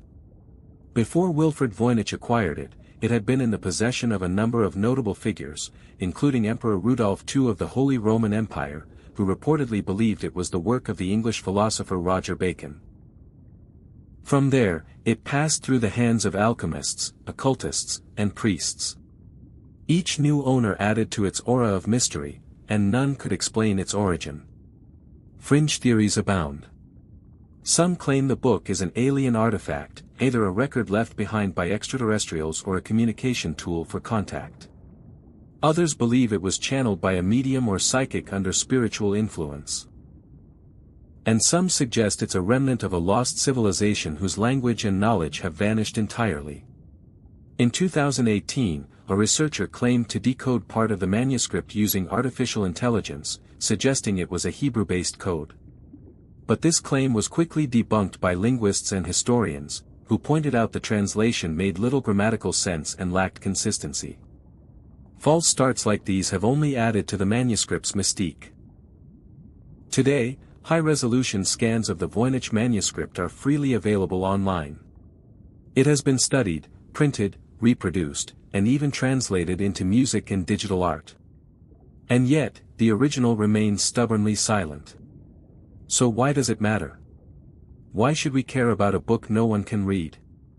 Because it reminds us that mystery still exists. In a world driven by data, instant access, and cold algorithms, the Voynich manuscript is proof that not everything can be solved with brute force or machine learning.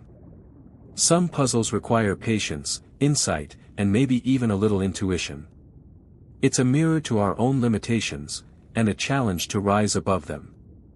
Whoever wrote the Voynich manuscript left behind a riddle that has survived wars, plagues, and centuries of intellectual progress. We may never learn what it says, or why it was written. But its presence urges us to keep asking, keep trying, and keep wondering. The Black Knight satellite, an alien probe orbiting Earth? Long before satellites became common, long before humans ever ventured into space, strange signals were being picked up from orbit. These weren't from Earth, or at least, not intentionally. They were radio signals of unknown origin, captured as early as the 1890s by Nikola Tesla. Tesla himself believed he had intercepted a message from beyond our world. But what if those signals were coming from something real? Something that had been orbiting Earth long before our own technology caught up. This is the mystery of the so-called Black Knight satellite, an object that some believe is an ancient alien probe, quietly circling the planet and watching humanity from above. The first strange reports came not from scientists but from radio operators. In the late 1920s, Norwegian engineer Jørgen Hulse detected what are now called long-delayed echoes. Radio signals that bounced back several seconds after transmission. This was strange. In typical radio communication, even signals bouncing off the moon return in a matter of milliseconds. Hulse's signals came back much later. Some scientists believe this delay could be due to Earth's magnetic field or interactions with the ionosphere, but others weren't so sure. Theorists started to wonder if something was catching and rebroadcasting those signals.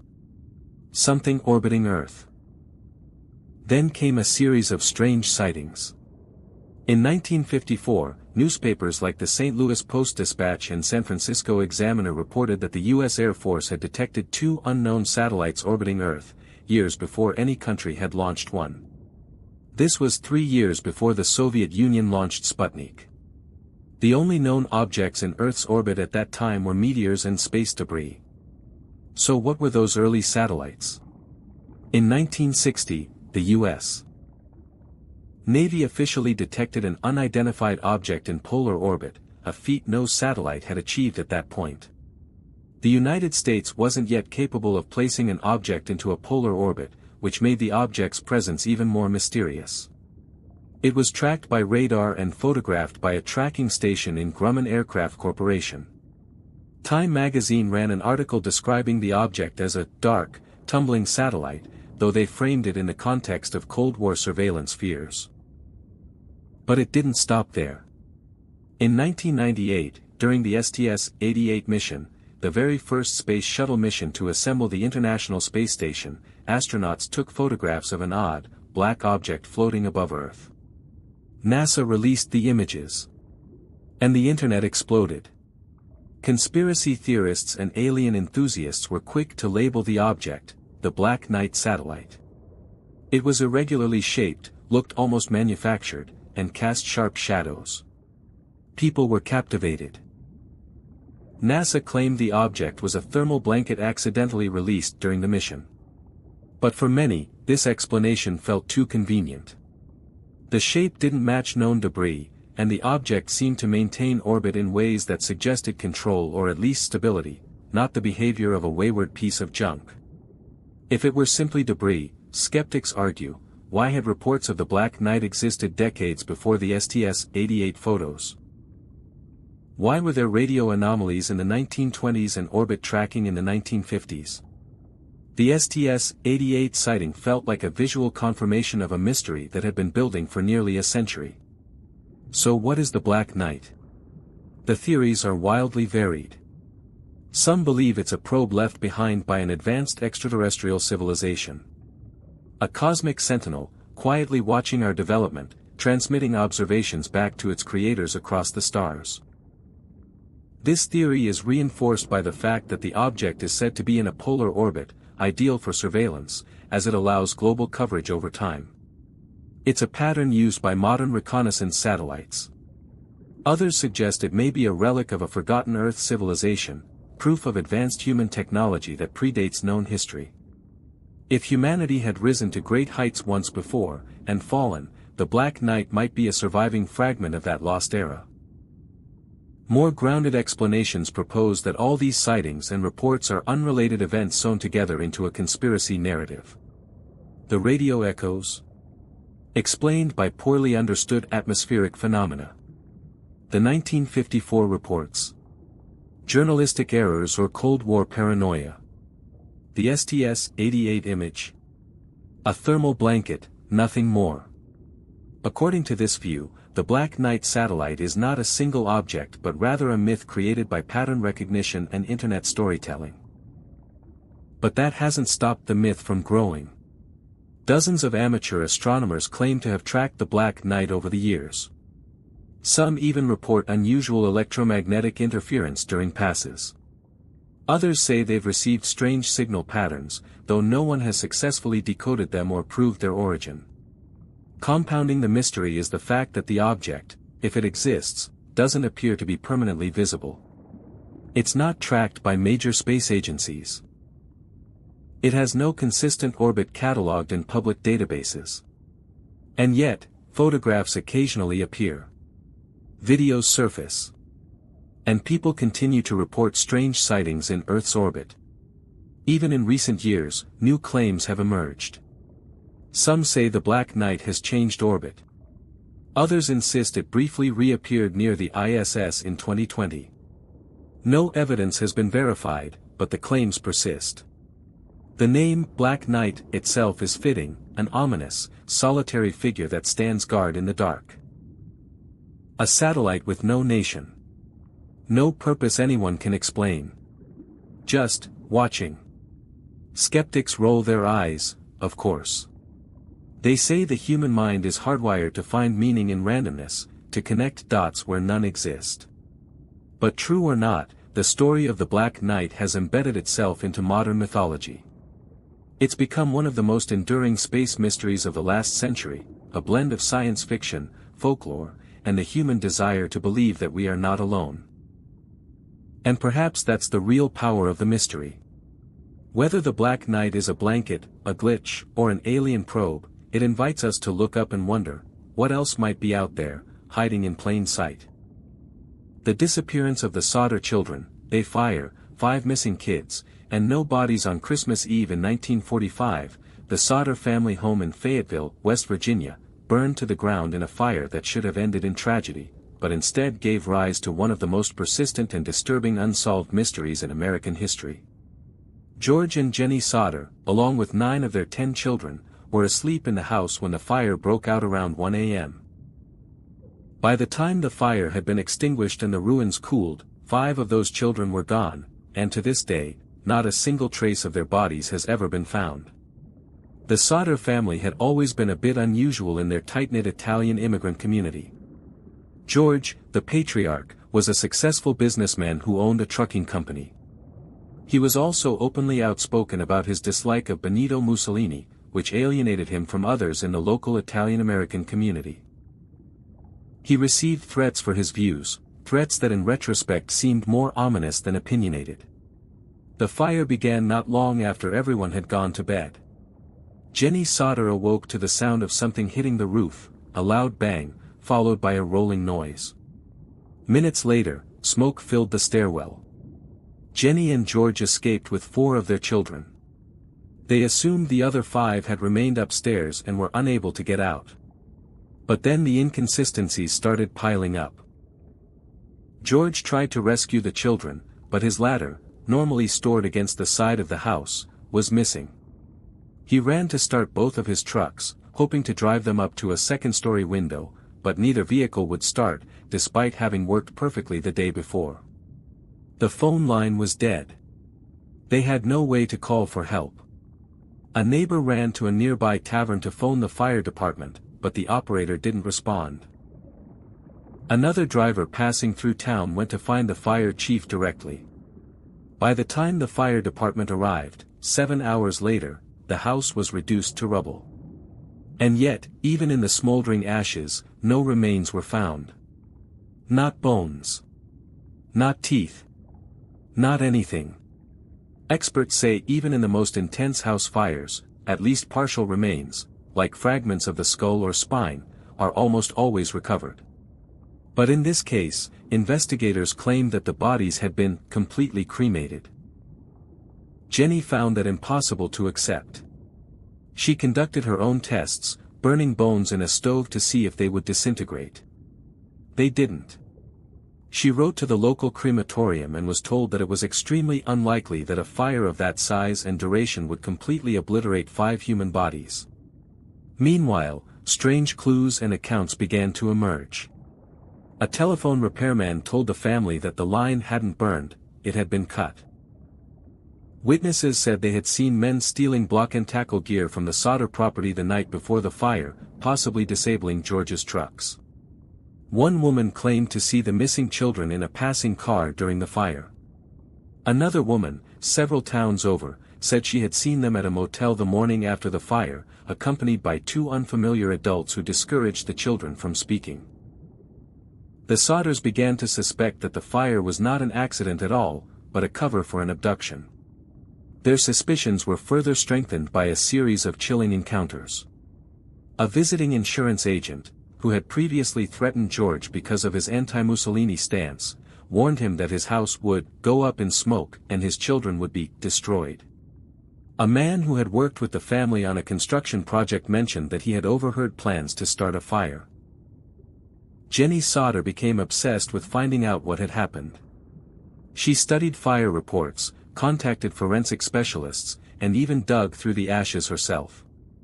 George put up a billboard on Route 16 with photos of the 5 missing children and offered a reward for information, first $5,000, then $10,000, an enormous sum at the time. The sign stood for decades and was seen by thousands of travelers. Leads poured in. One of the most compelling came in 1968, 23 years after the fire. The Sodders received a letter from an anonymous source in Kentucky. Inside was a photograph of a young man in his mid-30s who resembled what Louis Sodder might have looked like as an adult. On the back was a bizarre message, Louis Sodder. I love brother Frankie. Illo boys. A 90132 or 90132. They hired a private investigator to follow up, but he disappeared. Just gone, with no further contact. Authorities were unwilling to reopen the case. The fire was still officially classified as an accident. The children were declared dead. But the family never gave up. So what really happened?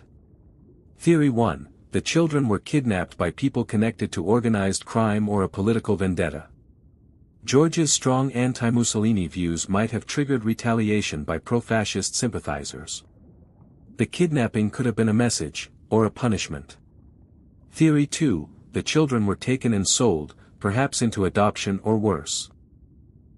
The post-war years were chaotic, and black market child trafficking rings weren't unheard of. Theory 3, a local cover-up. Some believe authorities fumbled the investigation, then buried it to avoid accountability. The mishandled evidence, lack of urgency, and refusal to investigate new leads all point to something deeper than mere incompetence. Theory 4, the children survived and were raised elsewhere under new identities, either unaware or unwilling to return to their past. Brainwashing, trauma, or threats may have kept them from contacting their family. Despite exhaustive efforts, the truth remains hidden. The Sodder parents passed away in the 1980s, still believing their children were out there somewhere. The billboard came down. The trail grew cold. But the mystery still holds power. In recent years, renewed public interest has led to podcasts, books, and forums dedicated to solving the case. Online sleuths continue to analyze the letter, the photo, and the evidence. But no conclusive answers have surfaced. To this day, the disappearance of the Sodder children remains one of the most haunting and perplexing unsolved cases in American history. A fire that didn't burn hot enough. Bodies that left no trace. Clues ignored. Leads dismissed. And a family that never stopped searching.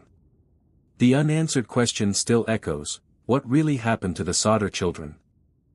In the final, desperate years of World War II, as Nazi Germany faced inevitable defeat, strange things were happening behind closed doors.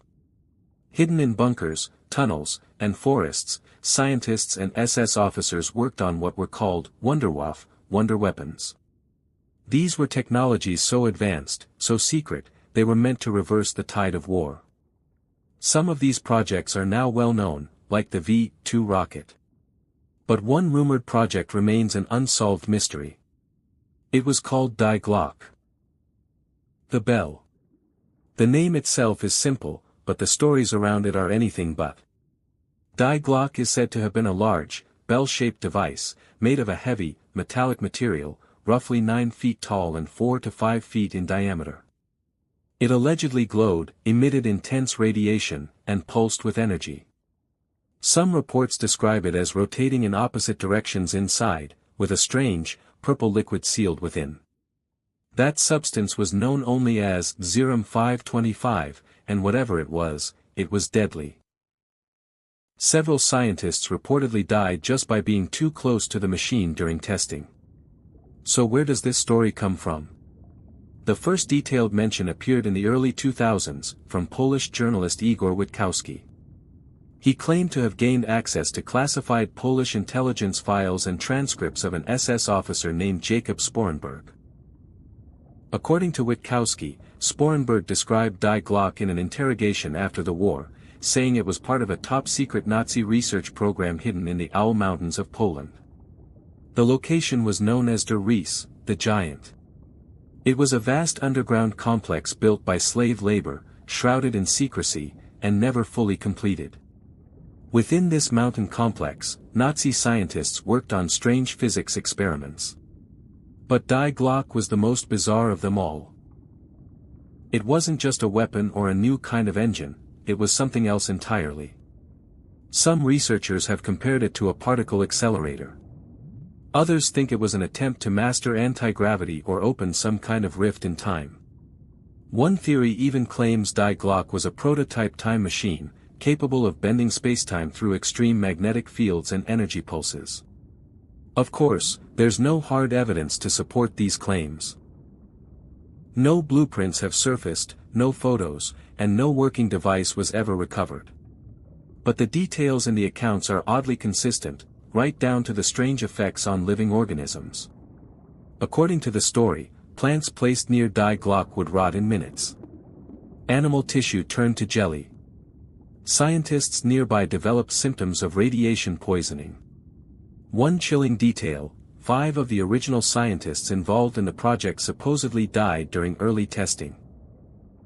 Whether from exposure, sabotage, or something else entirely, no one knows. What we do know is that the Nazis were deeply interested in advanced physics. They built nuclear reactors. They experimented with high-speed flight and electromagnetic propulsion. They tried to weaponize everything from sound waves to human thought. Die Glock may have been another piece in that chaotic puzzle, an experiment that either failed, or vanished before it could be fully understood. The story gets stranger still when you look at the timeline. As Soviet forces advanced into Poland in 1945, the Nazis began evacuating their most important personnel and documents. According to some accounts, Die Glock was loaded onto a massive aircraft or a U-boat and sent to an unknown destination. Some say it was shipped to Argentina.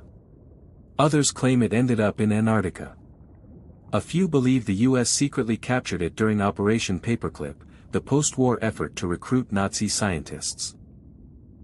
There's another twist that keeps the story alive, the Kecksburg UFO incident. In December 1965, a large, metallic object allegedly crashed in the woods near Kecksburg, Pennsylvania. Witnesses described it as bell-shaped, glowing, and marked with strange writing. The U.S. military arrived quickly, cordoned off the area, and removed the object. Officially, the government said it was a meteor. But locals swear something more happened. Some believe what fell from the sky that day wasn't extraterrestrial, but was instead a Nazi relic from decades earlier, Die Glock. That theory is speculative, to say the least. There's no proof the Kecksburg object and Die Glock are connected.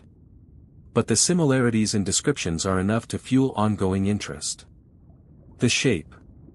The glow. The secrecy. They match too well to ignore entirely. Skeptics argue that Die Glock never existed. They say it's a myth created after the fact. A Cold War ghost story wrapped in just enough pseudoscience to sound plausible. Igor Witkowski's original source material was never released for verification. No independent historian has confirmed the existence of Serum 525 or any of the other project details. And while the Nazis were unquestionably involved in cutting-edge research, much of their work was rooted in flawed science and desperation. But even skeptics agree on one thing. Nazi Germany was a breeding ground for secrecy, paranoia, and ambition without limits. It's not hard to believe that somewhere, deep inside a mountain, scientists may have tried something radical. Something even they couldn't fully understand. So what was Die Glock, if it existed at all? A failed prototype? A scientific breakthrough lost to history? A hoax? Or something even stranger? It may be a story built on unreliable documents, conflicting memories, and decades of speculation. But that doesn't mean it lacks value. Like many wartime mysteries, Die Glock forces us to look at the thin line between science and science fiction. It reminds us how little we truly know about what powerful regimes will do when driven by fear, ideology, and the looming threat of annihilation. In the years since, researchers, amateur sleuths, and theorists have continued to explore the mountains of Poland, looking for traces of the underground labs and bunkers that supposedly housed the project. Some have found abandoned tunnels and rusted equipment. Others have found nothing but air and darkness. Still, the legend endures. Die Glock remains one of the most captivating unexplained stories from World War II. Whether it was a real device or just the shadow of one, its legacy is undeniable. It represents the intersection of desperation and genius, ambition and madness, secrecy and speculation. And until something more concrete is found, the bell remains suspended in mystery, still ringing in the minds of those who dare to ask, what if it was real? In the early 20th century, the Amazon rainforest was still one of the world's last great unexplored frontiers. Dense, dangerous, and largely unmapped, it lured adventurers with promises of undiscovered civilizations and untold riches. Among those drawn in was British explorer Percy Fawcett, a man whose obsession with a lost city deep in the jungle would lead to one of history's most enduring mysteries. Fawcett wasn't just any explorer. He was a respected surveyor, cartographer, and military officer who had worked for the Royal Geographical Society. Between 1906 and 1924, he made several expeditions to South America, mapping remote areas and building relationships with indigenous tribes. But it was a collection of rumors, ancient texts, and indigenous oral histories that convinced him of something far more extraordinary, the existence of a forgotten city that predated European contact. He called it the Lost City of Z. According to Fawcett, Z was not just a small settlement, but a sophisticated metropolis, hidden in the heart of the Amazon. He believed it had grand stone buildings, roads, temples, and possibly even an advanced social order. Fawcett's theories were partly inspired by a document known as Manuscript 512, written by a Portuguese explorer in the 1700s. The manuscript described a ruined city with arches, statues, and symbols carved into stone, buried somewhere in the jungle, never rediscovered. At a time when most scholars believed the Amazon was too hostile to support complex civilizations, Fawcett's claims were controversial. The prevailing view was that indigenous tribes were too scattered and the environment too harsh to allow for urban development. But Fawcett thought otherwise. He believed that early explorers had dismissed the jungle too quickly, and that somewhere out there was evidence of a forgotten people, perhaps even survivors of an older, global civilization. In 1925, Fawcett set out on what would become his final expedition. He was accompanied by his son Jack and Jack's friend Raleigh Rimmel. The trio entered the jungle in May, sending back occasional letters and dispatches. But after reaching the border of the uncharted Mato Grosso region in Brazil, they vanished. No more messages came. No bodies were found. No trace of them was ever confirmed. They had simply disappeared into the green void. The world was captivated. Fawcett was already famous in Britain, and his disappearance only elevated him to near-mythical status. Over the next few decades, dozens of rescue missions and follow-up expeditions tried to find him or uncover what happened. Some met with tragedy themselves, succumbing to disease, starvation, or hostile encounters. Others returned with tales of strange ruins, lost tribes, or warnings from locals to stay away from the region entirely. Rumors and theories multiplied. Some said Fawcett had been killed by indigenous tribes. Others believed he had chosen to remain in the jungle, having found what he was looking for and leaving the modern world behind. A few claimed he had discovered a portal to another dimension, or that Z was a remnant of Atlantis. These more outlandish ideas gained traction as the decades passed and no definitive answers emerged.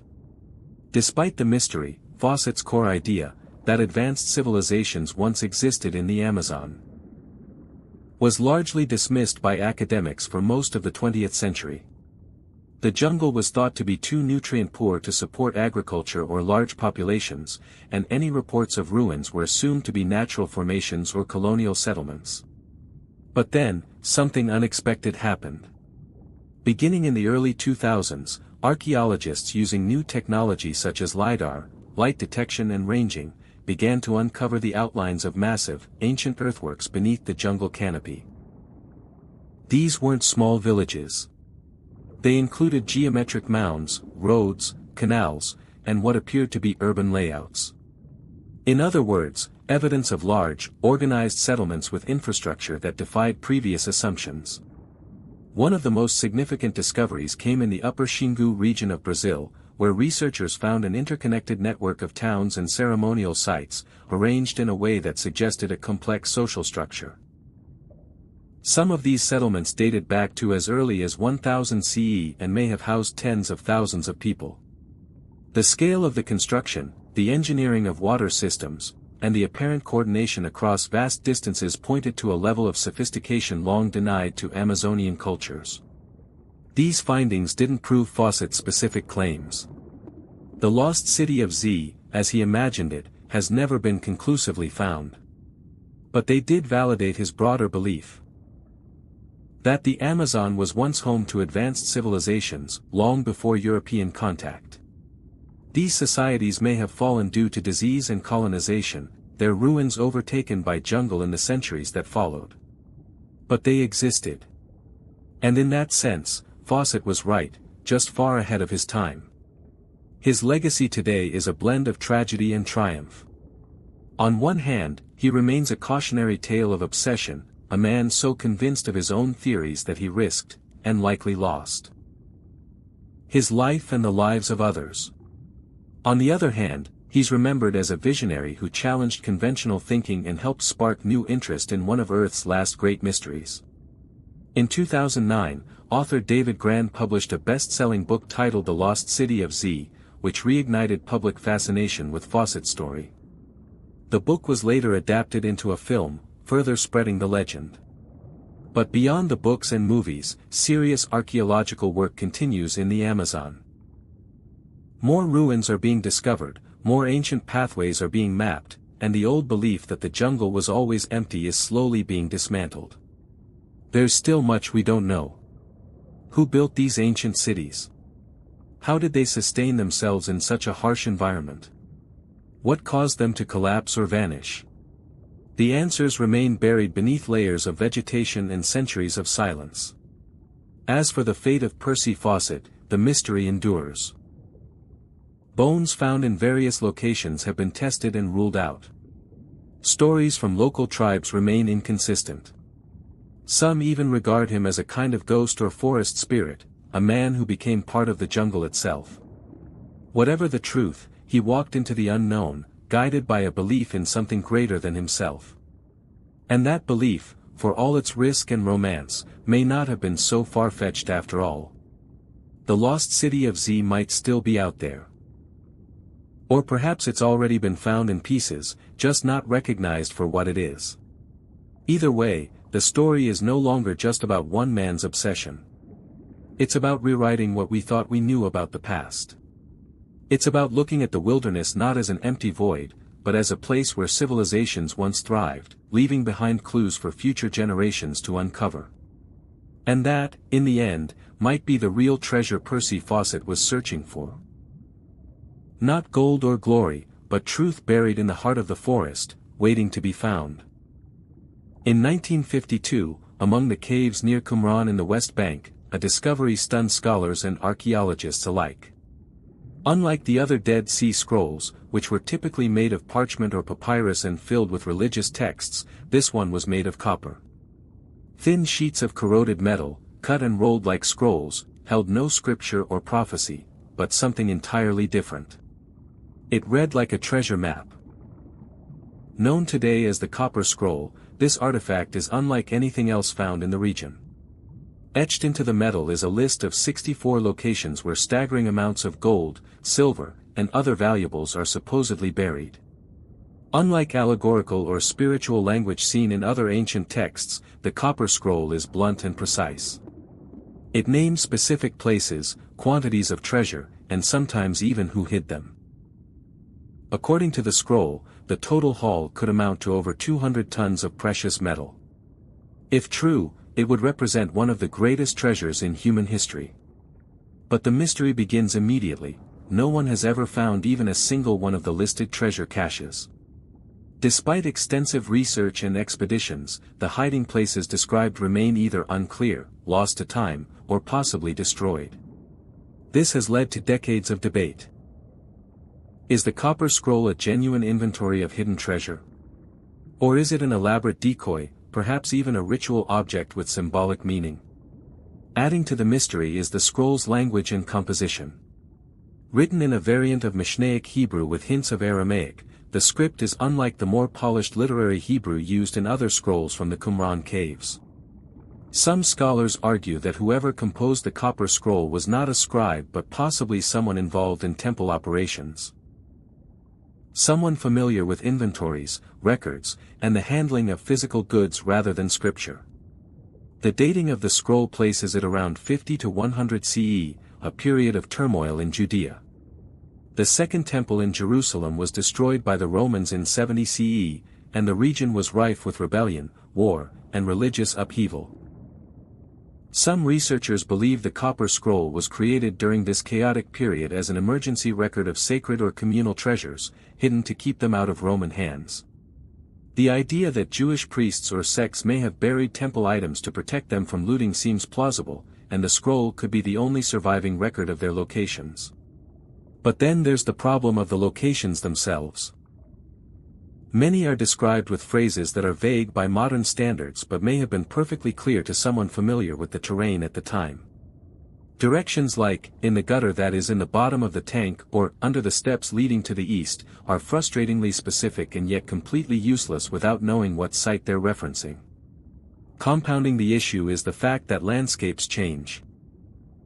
Earthquakes, erosion, construction, and the passing of centuries have altered the terrain so much that some of the places listed may no longer exist in any recognizable form.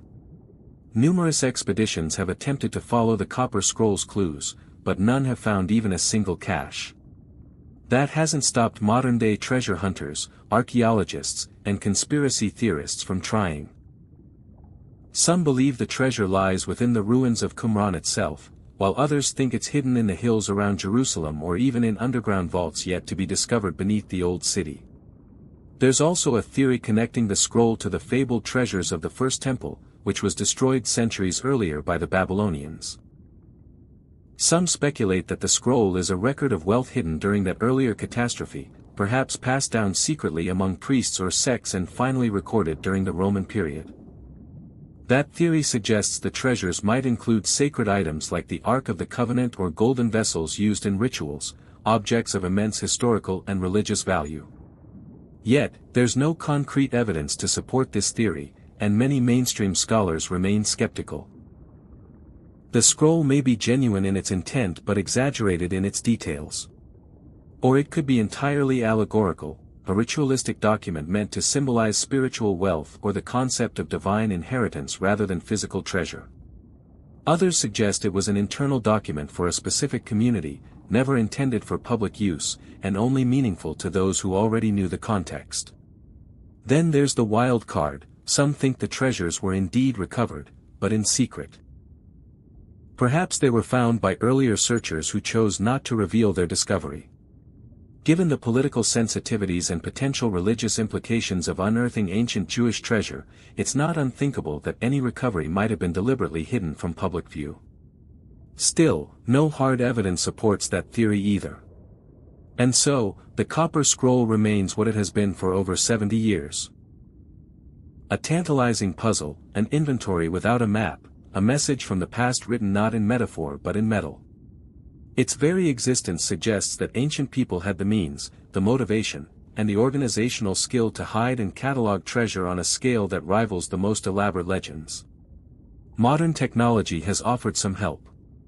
Ground-penetrating radar, 3D imaging, and geospatial analysis have all been employed in recent years to investigate likely locations described in the scroll. These tools have revealed interesting underground anomalies, but again, no treasure. The possibility remains that whatever was hidden is long gone, looted, relocated, or destroyed by time. And yet, the search continues. The scroll is now housed in the Jordan Museum in Amman, its corroded copper surface preserved in fragments. Scholars still pore over high-resolution scans, new translations, and theories that combine archaeology with forensic analysis. Its text, once etched by a hand with a chisel instead of a quill, remains one of the most audacious documents from the ancient world, offering not wisdom, law, or prophecy, but the ultimate temptation, buried treasure. In a world driven by certainty and data, the copper scroll is a throwback to something older and more primal. It reminds us that mystery still exists.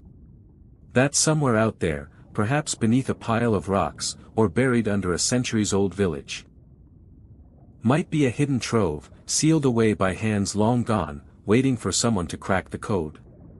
And even if the treasure never surfaces, the scroll itself is a treasure.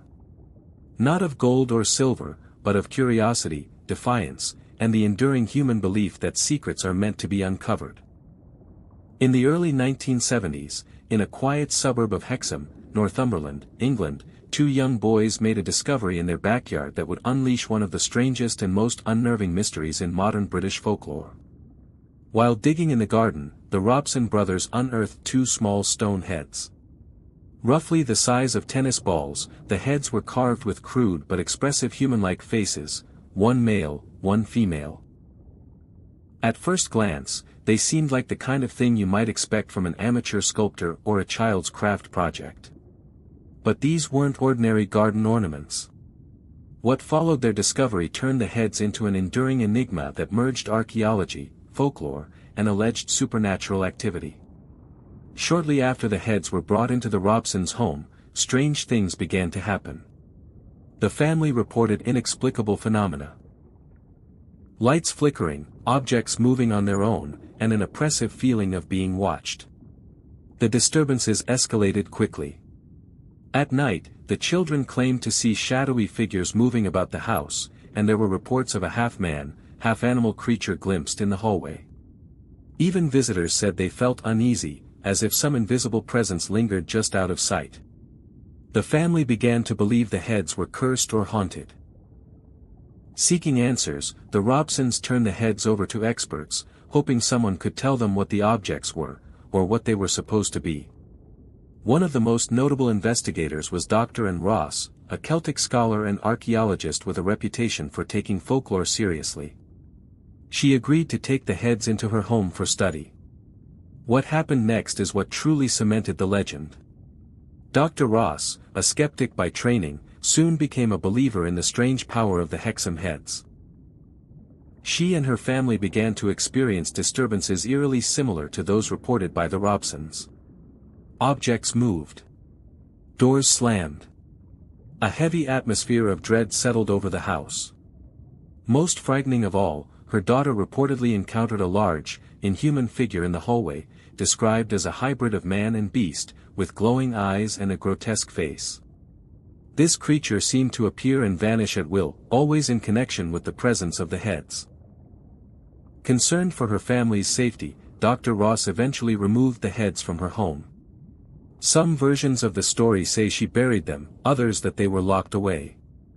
But by then, the legend had already taken root, and the Hexham Heads became infamous as possibly cursed artifacts. What adds to the mystery is the confusion surrounding the origin of the heads themselves. Initially, some archaeologists speculated that they were ancient, possibly Celtic in origin. Votive offerings or magical objects. The stylized faces and hand-carved appearance suggested some link to early British pagan traditions.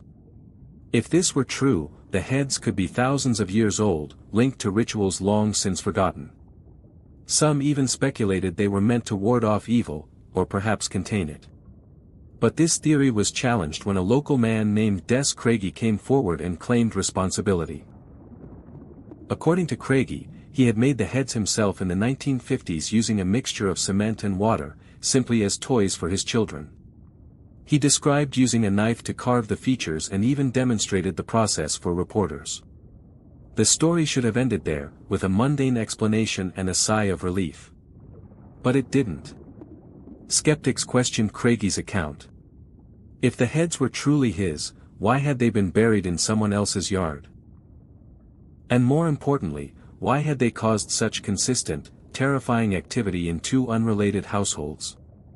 Craigie's replicas looked similar, but some experts noted differences in texture and detail. Even if he was telling the truth, it didn't explain the timing, or the uncanny, almost mythological nature of the events surrounding the heads. To further muddy the waters, metallurgical and material analysis was never definitively conclusive. While the heads were found to contain a cement-like substance, there was no clear dating possible due to their composite nature. Unlike pottery or bone, the heads couldn't be carbon dated or precisely traced to a historical period. This left researchers in a frustrating gray area: modern or ancient, prank or relic, they simply didn't know. As the mystery deepened, stories began to circulate about similar heads found elsewhere in the UK, though none were ever authenticated. Some folklorists drew connections between the Hexham Heads and the so-called cursing stones, or witch stones, said to have been used in pre-Christian Britain. Others suggested the heads might be linked to local tales of shapeshifters or werewolves, creatures that appeared in Celtic and Norse mythology. This interpretation fit eerily well with the beastly figure reported by both the Robsons and Dr. Ross's daughter. Eventually, the heads went missing. They were reportedly transferred between various institutions for study, but at some point during the 1970s or 1980s, their trail went cold. To this day, the original Hexham Heads are considered lost. Their disappearance only fuels the mystery. Were they destroyed? Misplaced? Or did someone deliberately remove them from circulation, fearing their power? In the decades since, the story of the Hexham Heads has remained a staple of British paranormal lore. They've appeared in books, documentaries, and folklore journals, often cited as one of the most puzzling modern artifacts tied to alleged supernatural events. Skeptics argue that the entire saga is an example of mass suggestion, where expectation creates perception. But even those inclined to disbelief find it difficult to dismiss the consistency of the reported phenomena, and the sheer strangeness of the tale. Perhaps the most unsettling part of the Hexham Heads mystery is that we don't know which version of the story to believe. Were they ancient relics with forgotten power? A modern hoax gone off the rails? Or something in between, a case where belief itself helped manifest the very horrors people feared? The heads' small size, crude appearance, and domestic discovery make them seem almost mundane at first glance. But it's that very contrast between how simple they appear and how intense the experiences around them were, that gives this mystery its lasting power. In the absence of answers, they remain symbolic of a deeper, older fear, that certain objects, no matter how plain or insignificant they seem, might carry with them forces we can't fully explain or control. Until they are found again, if they ever are, the Hexham Heads continue to stare back from the pages of unsolved history.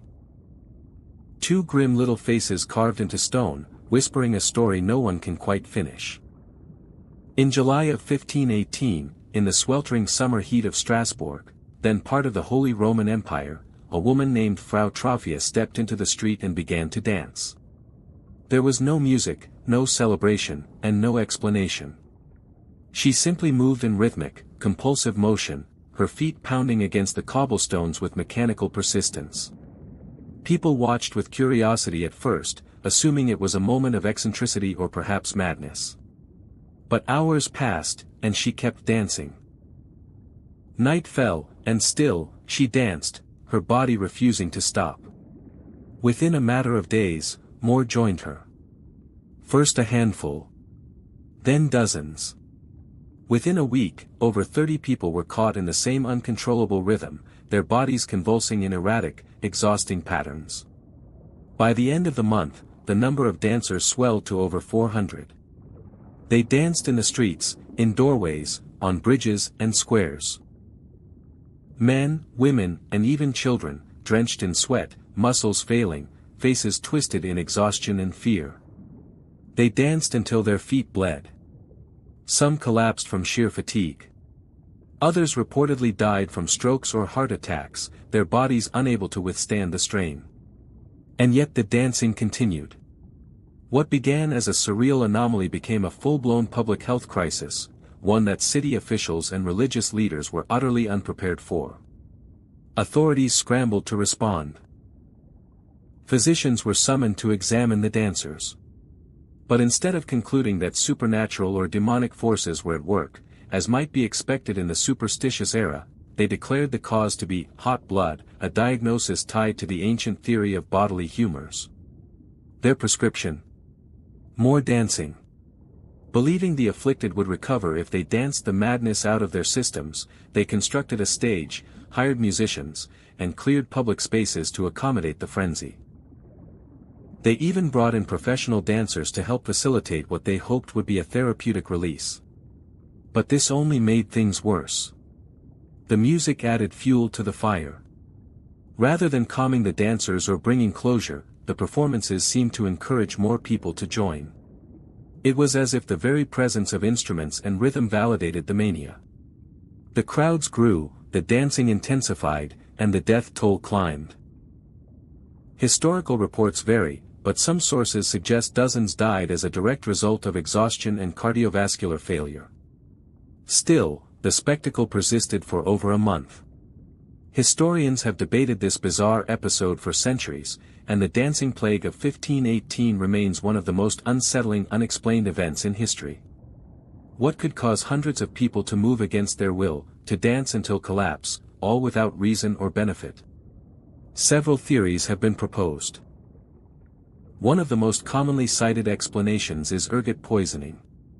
Ergot is a toxic mold that grows on rye under damp conditions, and when consumed, it can cause powerful hallucinations, spasms, and convulsions, similar to the effects of LSD.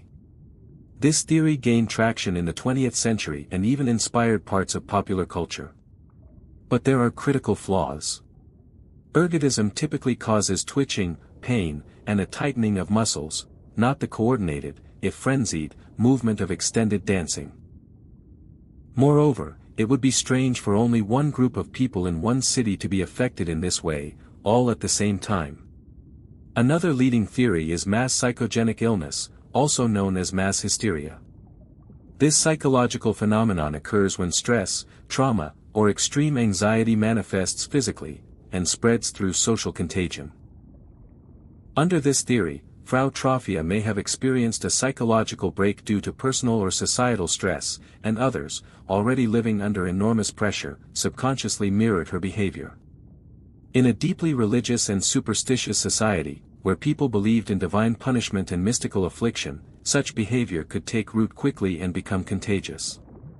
Life in Strasbourg at the time was incredibly difficult. The region was suffering from widespread famine. Plague outbreaks were still fresh in living memory. The poor were heavily taxed, and social inequality was severe. The fear of hell and sin was ever present. Religious flagellants marched through the streets whipping themselves to atone for society's sins, and stories of saints cursing or blessing entire towns were widely believed. In that kind of environment, extreme collective behaviors, like uncontrollable dancing, become more plausible. The collective trauma of the time acted like dry tinder. All it took was one spark to set the town aflame with irrational behavior. Once a few individuals began dancing uncontrollably, the fear of the phenomenon, mixed with the belief in its spiritual significance, may have caused others to exhibit the same symptoms, unconsciously or not. In many ways, the real danger wasn't physical illness but a psychological chain reaction that no one could stop. Interestingly, the dancing plague was not a one-off. There were other recorded episodes of spontaneous, compulsive dancing across medieval Europe. In the 14th century, a similar outbreak occurred in Aachen. There were other smaller incidents in the Netherlands and Germany. But the Strasbourg event remains the most well-documented and dramatic. It wasn't just the scale, but the official response, hiring musicians and encouraging more dancing, that makes it stand out in history. Eventually, the authorities realized that promoting the dancing was making things worse. They reversed their strategy and began taking a more religious approach. The dancers were transported to a shrine dedicated to Saint Vitus, a patron saint believed to protect against neurological disorders and epilepsy. The afflicted were made to walk around the saint's altar, pray, and undergo ritual blessings. Slowly, the plague began to fade. By the end of August 1518, the dancing had subsided. But it left behind confusion, fear, and a trail of bodies. The people of Strasbourg had witnessed something unexplainable, terrifying, and unforgettable. The dancing plague disappeared as suddenly as it had arrived. No one knew exactly why it had started, and no one knew why it had ended. Modern scholars see the event as a striking example of how the human mind and body are not always under conscious control, and how cultural, psychological, and environmental factors can interact in complex ways. It also serves as a reminder of how collective behavior can spiral beyond reason, even in communities with strong religious and social structures. Even today, echoes of such mass behaviors can be seen, not in dancing plagues, perhaps, but in viral trends, panics, and spontaneous collective behaviors that defy logic. In some ways, the line between history's strangest events and the behavior of modern crowds is thinner than we might like to admit. So, what exactly was the dancing plague of 1518? A psychological breakdown? A reaction to starvation and trauma? A misunderstood medical crisis? Or something stranger that still eludes modern understanding? Perhaps it was all of these things, or perhaps none. What's certain is that it remains one of the most disturbing, haunting reminders of how mysterious the human experience can be. How the mind, body, and belief can intertwine in ways that escape explanation. And how, even without music, an entire city once danced itself to the brink of collapse. In 1936, workers excavating the ruins of an ancient village near Baghdad unearthed a curious object that would go on to baffle scientists, historians, and skeptics for decades. Among the shards of pottery and relics of Mesopotamian life sat a small clay jar, roughly the size of a modern soda can. Inside it were a copper cylinder and an iron rod, isolated by what appeared to be bitumen, a kind of natural asphalt used as a sealant. On the surface, it looked simple, ordinary even, but when analyzed closely, the design bore an uncanny resemblance to a modern-day galvanic cell. In other words, a battery. This strange object, now known as the Baghdad Battery, has since become one of the most controversial and mysterious archaeological finds of the 20th century. Dated to around 200 BCE, it predates the official invention of the battery by more than 2,000 years. And while the artifact itself isn't electrifying in appearance, what it suggests is nothing short of revolutionary. That ancient civilizations may have understood and even used electricity in ways we've never fully acknowledged. The idea was first popularized in the 1930s by Wilhelm Koenig, an Austrian museum curator working in Iraq. Koenig believed the internal components and insulating materials implied the vessel could generate a small voltage when filled with an acidic liquid like vinegar or lemon juice. This would create a chemical reaction between the iron and copper, producing electricity, just like the batteries we use today. But what would ancient people need electricity for? That's where the mystery deepens. There are no ancient texts referencing the Baghdad Battery or anything resembling its function. There are no wall carvings of glowing light bulbs, no accounts of electric tools or devices. However, some theorists have suggested practical purposes for this early power source. One idea is that it may have been used in electroplating, coating one metal with another using electrical current. Ancient artifacts have been found with unusually thin layers of precious metals that could potentially have been applied this way. If true, that would require a level of technological sophistication we simply don't associate with the region at that time. Others have speculated the device may have been used for medical therapy or spiritual rituals, delivering a mild electric shock as a form of divine touch. In some cultures, electrical phenomena like lightning were considered sacred. Harnessing even a small jolt might have been seen as miraculous, if not magical. Still others argue that the batteries may not have been for practical use at all but symbolic, their electrical properties incidental rather than intentional. Then again, there's a very real possibility we're misinterpreting the object entirely. Skeptics point out that there's no direct evidence the Baghdad Battery was ever used to generate electricity. The presence of the metal rod and copper tube could have served other, more mundane functions, perhaps as a storage container for scrolls, or even part of a religious or funerary ritual. Without definitive proof of wires, terminals, or consistent replication across other archaeological sites, the theory that this was an ancient battery remains speculative. Moreover, no similar devices have been found that are clearly linked to this kind of energy generation. If Mesopotamians truly mastered electricity, why don't we see signs of a broader infrastructure built around it? Where are the conductors, the storage systems, or tools that might use such power? Still, the intrigue of the Baghdad Battery refuses to fade. Replicas of the device have been built by modern scientists, and when filled with an acidic electrolyte, they do indeed produce a voltage, typically around 0.5 to 1 volt. Enough to shock someone slightly, light a small LED briefly, or cause a mild tingling sensation. It's not enough to run machinery or illuminate a building, but it is electricity. This is what keeps the conversation alive. The potential is there. The question is whether it was understood and used as we understand batteries today, or if we're simply projecting our modern mindset onto ancient technology. Some researchers argue that even if it wasn't used for electricity, the materials and craftsmanship still point to a high level of technical knowledge. Working with copper, iron, and bitumen in that configuration isn't a random accident. The makers of the object knew how to isolate materials, prevent corrosion, and seal containers to withstand liquid over time. These are not the skills of an unsophisticated people.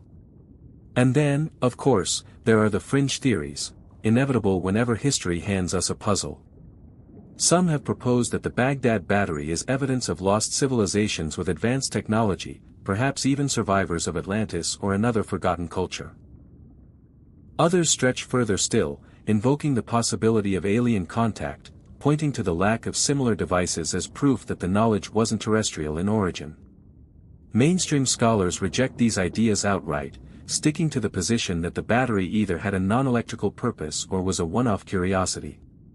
But the lack of definitive answers leaves room for debate. And that, ultimately, is the power of this ancient object. It forces us to confront our assumptions about technological progress, timelines, and the sophistication of the past. In a time when most history textbooks present a linear evolution of science, from primitive to advanced, the Baghdad Battery sits awkwardly out of place, like a spark from the future trapped in the ancient world. If it was a battery, it rewrites what we thought we knew. If it wasn't, then we must reckon with how easily we can misread the intentions of the past. Either way, it teaches us to look closer, question deeper, and remain open to the possibility that history still holds secrets we've yet to fully understand. The Tunguska Explosion, Earth's most powerful unexplained blast. On the morning of June 30, 1908, the sky above a remote forest near the Podkamenia Tunguska River in Siberia suddenly lit up with a fiery explosion that would become one of the most perplexing scientific mysteries of the 20th century. A massive blast, later estimated to be 10 to 15 megatons in force, equivalent to a large thermonuclear bomb, flattened more than 80 million trees over an area of 800 square miles. That's larger than the entire city of London. People over 40 miles away were knocked off their feet. Some reported the ground shaking violently. In parts of Europe and Asia, night skies glowed for days. But perhaps the most astonishing part? There was no impact crater. No one actually saw the explosion up close. The region was, and still is, one of the most isolated and sparsely populated on Earth. Local Siberian tribes and a few Russian settlers reported seeing a bright object streaking across the sky, followed by a series of loud booms. Some described the object changing direction mid-flight, glowing blue or white, and producing intense heat. But when scientists finally reached the area nearly 20 years later, they found no remnants of a meteor or comet. Just scorched trees flattened in a radial pattern from a central point, yet no object to explain it. The mystery deepened in 1927, when Soviet scientist Leonid Kulik led an expedition to investigate. He expected to find a meteorite or at least a crater. But there was no hole in the ground. No chunks of space rock. Instead, Kulik found that trees near the epicenter were still standing, completely stripped of branches and bark, almost as if they'd been flash-boiled from above. The destruction around them radiated outward, suggesting the explosion had occurred in the air, not on the ground. That led to the prevailing theory: a cosmic airburst. Most scientists today believe a small asteroid or comet, probably 100 to 200 feet in diameter, entered Earth's atmosphere at an extremely high speed and exploded several miles above the surface. The force of that mid-air detonation released enough energy to level the forest below but left no physical impact mark. This kind of airburst could explain the lack of debris and crater while still accounting for the massive devastation. There is modern precedent for this. In 2013, another object exploded over Chelyabinsk, Russia. That meteor, roughly 65 feet wide, burst in the atmosphere and injured more than 1,000 people. Thousands of windows shattered, and the shockwave damaged hundreds of buildings. Security cameras and cell phones captured it all, solid proof that atmospheric explosions from celestial bodies are very real and very dangerous. Still, the Tunguska event was far more powerful and far more mysterious. No fragments were ever conclusively recovered. Later expeditions found small amounts of nickel and iridium, elements common in meteors, but not enough to definitively say what the object was. And if it was a comet, made mostly of ice, it could have vaporized entirely on entry, leaving almost nothing behind. But even that has its gaps. One bizarre clue was the global atmospheric effect. For nights afterward, people across Europe and parts of Asia reported glowing skies bright enough to read a newspaper at midnight. This was likely caused by high-altitude particles, possibly from the explosion, scattering sunlight. But the phenomenon was strange enough to fuel speculation. Over the years, many alternative theories have been proposed. Some more grounded, others drifting into the fringe. One idea is that it wasn't a meteor or comet at all, but a release of natural gas from deep within the Earth. Siberia is rich in methane, and some suggest a massive gas leak could have ignited, causing an enormous aerial explosion. However, there's little evidence of the ground disturbance that would accompany such an event, and the symmetrical tree pattern still implies a blast from above, not below. Another theory involves antimatter.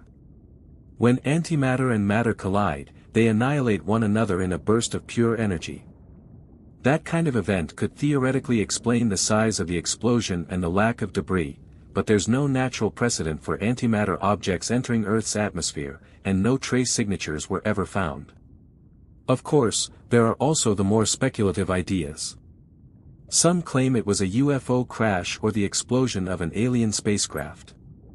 Others tie the event to Nikola Tesla, who at the time was experimenting with wireless energy transmission at his Wardenclyffe Tower. Some believe a test of his so-called death ray could have caused the explosion, though there's no proof Tesla conducted such an experiment, let alone targeted remote Siberia. Then there's the comet theory with a twist. Some researchers suggest the object was a fragment of the Encke comet, which passes close to Earth's orbit.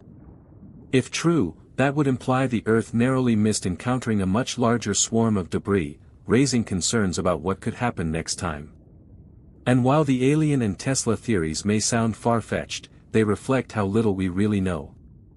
In science, mystery often leaves room for myth. In 2007, scientists tried to locate an impact lake, Lake Checo, about 5 miles north of Ground Zero. Some propose that this small, oddly shaped lake could be the result of a fragment crashing down after the main airburst. Initial studies seemed promising, but later core sampling didn't turn up anything conclusive. The mystery remained. Today, more than 100 years later, the Tunguska region remains an open-air laboratory for scientists, historians, and the occasional conspiracy theorist. The explosion has become a case study in planetary defense and cosmic risk. NASA and other space agencies now track near-Earth objects precisely because of events like Tunguska. It was a real-world reminder of what can happen when the cosmos pays Earth a visit. And here's the chilling part: Tunguska was not an extinction-level event. It was relatively small in astronomical terms. But had it occurred over a major city, say London, Tokyo, or New York, it would have been catastrophic. Millions of people would have died instantly. Global society would have been thrown into chaos. And it all would have happened without warning. So while scientists largely agree that an asteroid or comet caused the Tunguska blast, we're still left with more questions than answers. Where exactly did it come from? Why no fragments? What kind of object was it? Could it happen again? The mystery of Tunguska isn't just about what happened in the skies over Siberia in 1908. It's about how close humanity came to disaster, and how fragile our world is when it comes to cosmic events. It reminds us that even in the most desolate corners of the Earth, the universe can leave its mark in an instant.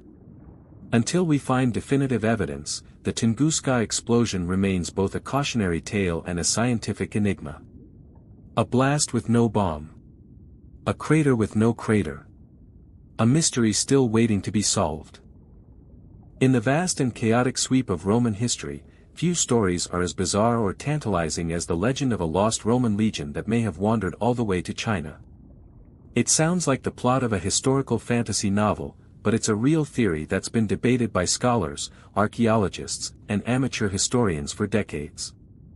At the heart of this mystery lies a strange battle, an obscure Chinese village, and the idea that some of Rome's most disciplined soldiers might have ended up thousands of miles from the empire that raised them.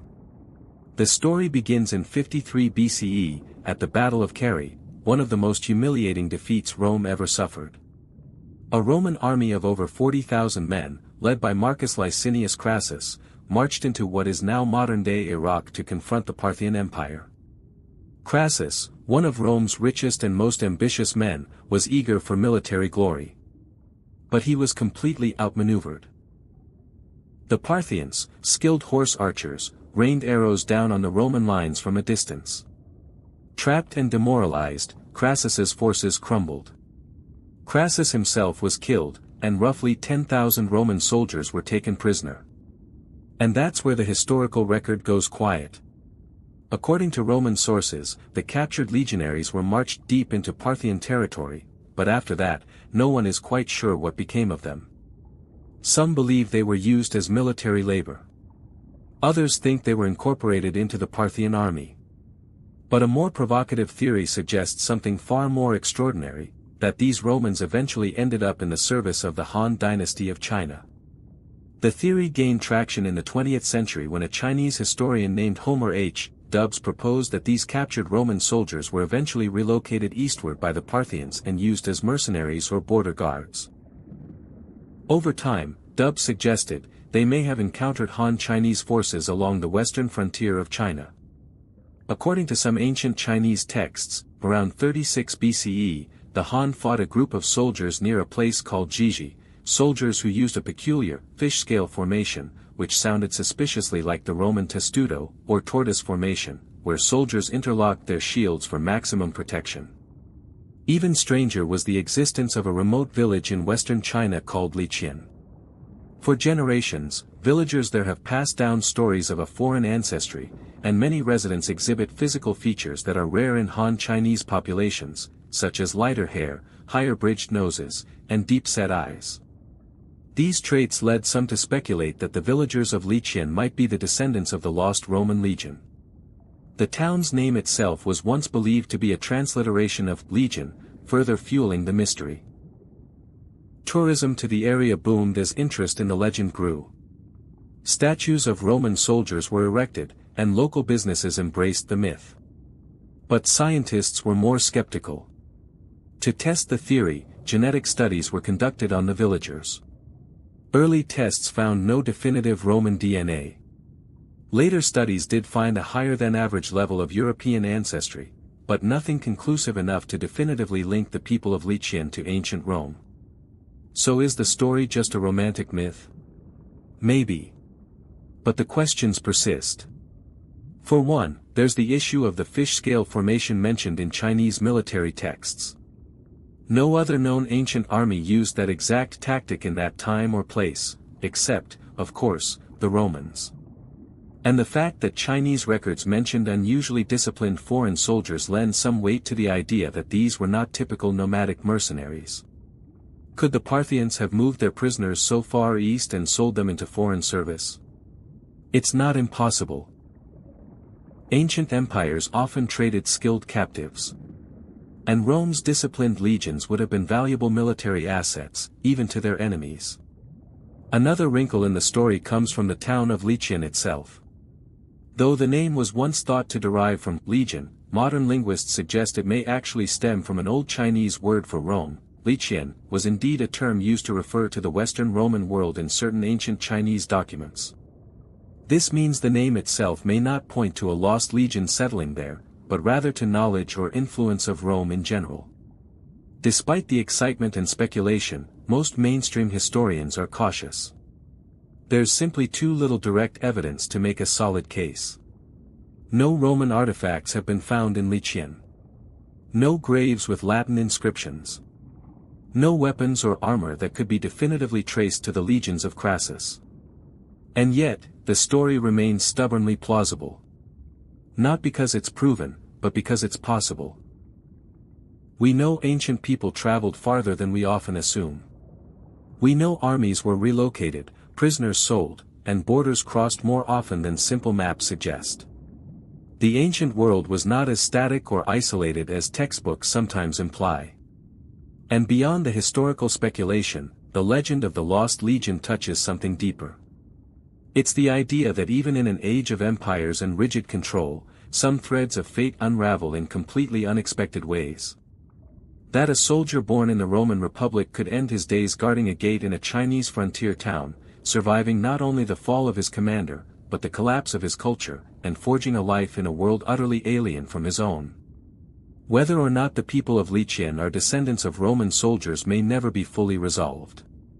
But their story, and the questions it raises, invite us to think differently about history. About how much we assume we know, and how much we might still discover. After all, history isn't just made of facts written in books. It's shaped by the gaps, the mysteries, and the chance encounters that leave no trace but legend. And in that legend lies a powerful reminder: the past is always closer, and stranger, than we think. The Nazca mummies of Peru, ancient bodies, modern controversy. In the dry, high-altitude deserts of southern Peru, famous for the enormous and mysterious Nazca lines, a new mystery has emerged in recent years, one that stirred fascination, skepticism, and fierce debate across the scientific and paranormal communities alike. The so-called Nazca mummies are not your average archaeological find. These are not traditional preserved bodies, but unusual, seemingly non-human remains with elongated skulls, three-fingered hands, and peculiar bone structures that some claim may be evidence of alien life, or at least a species unknown to science. The first of these mummies reportedly surfaced around 2015 or 2016, brought to attention by independent researchers and controversial figures in the fringe science world. Found allegedly near Nazca, the mummies were claimed to have been discovered in an ancient tomb system. Photos and videos showed desiccated white-gray bodies with humanoid features but also glaring anatomical anomalies: 3 long fingers, abnormally large heads, and unusually small mouths and noses. The largest specimen was about 5 feet 6 inches tall, while others appeared to be no more than 2 feet long. Initial analysis by some independent groups, including Mexican journalist Jamie Mawson and members of the Gaia.com media platform, generated widespread buzz online. They claimed these bodies had been scanned, X-rayed, and carbon-dated, suggesting they were at least 1,000 years old. But while that might sound impressive, mainstream scientists immediately pushed back.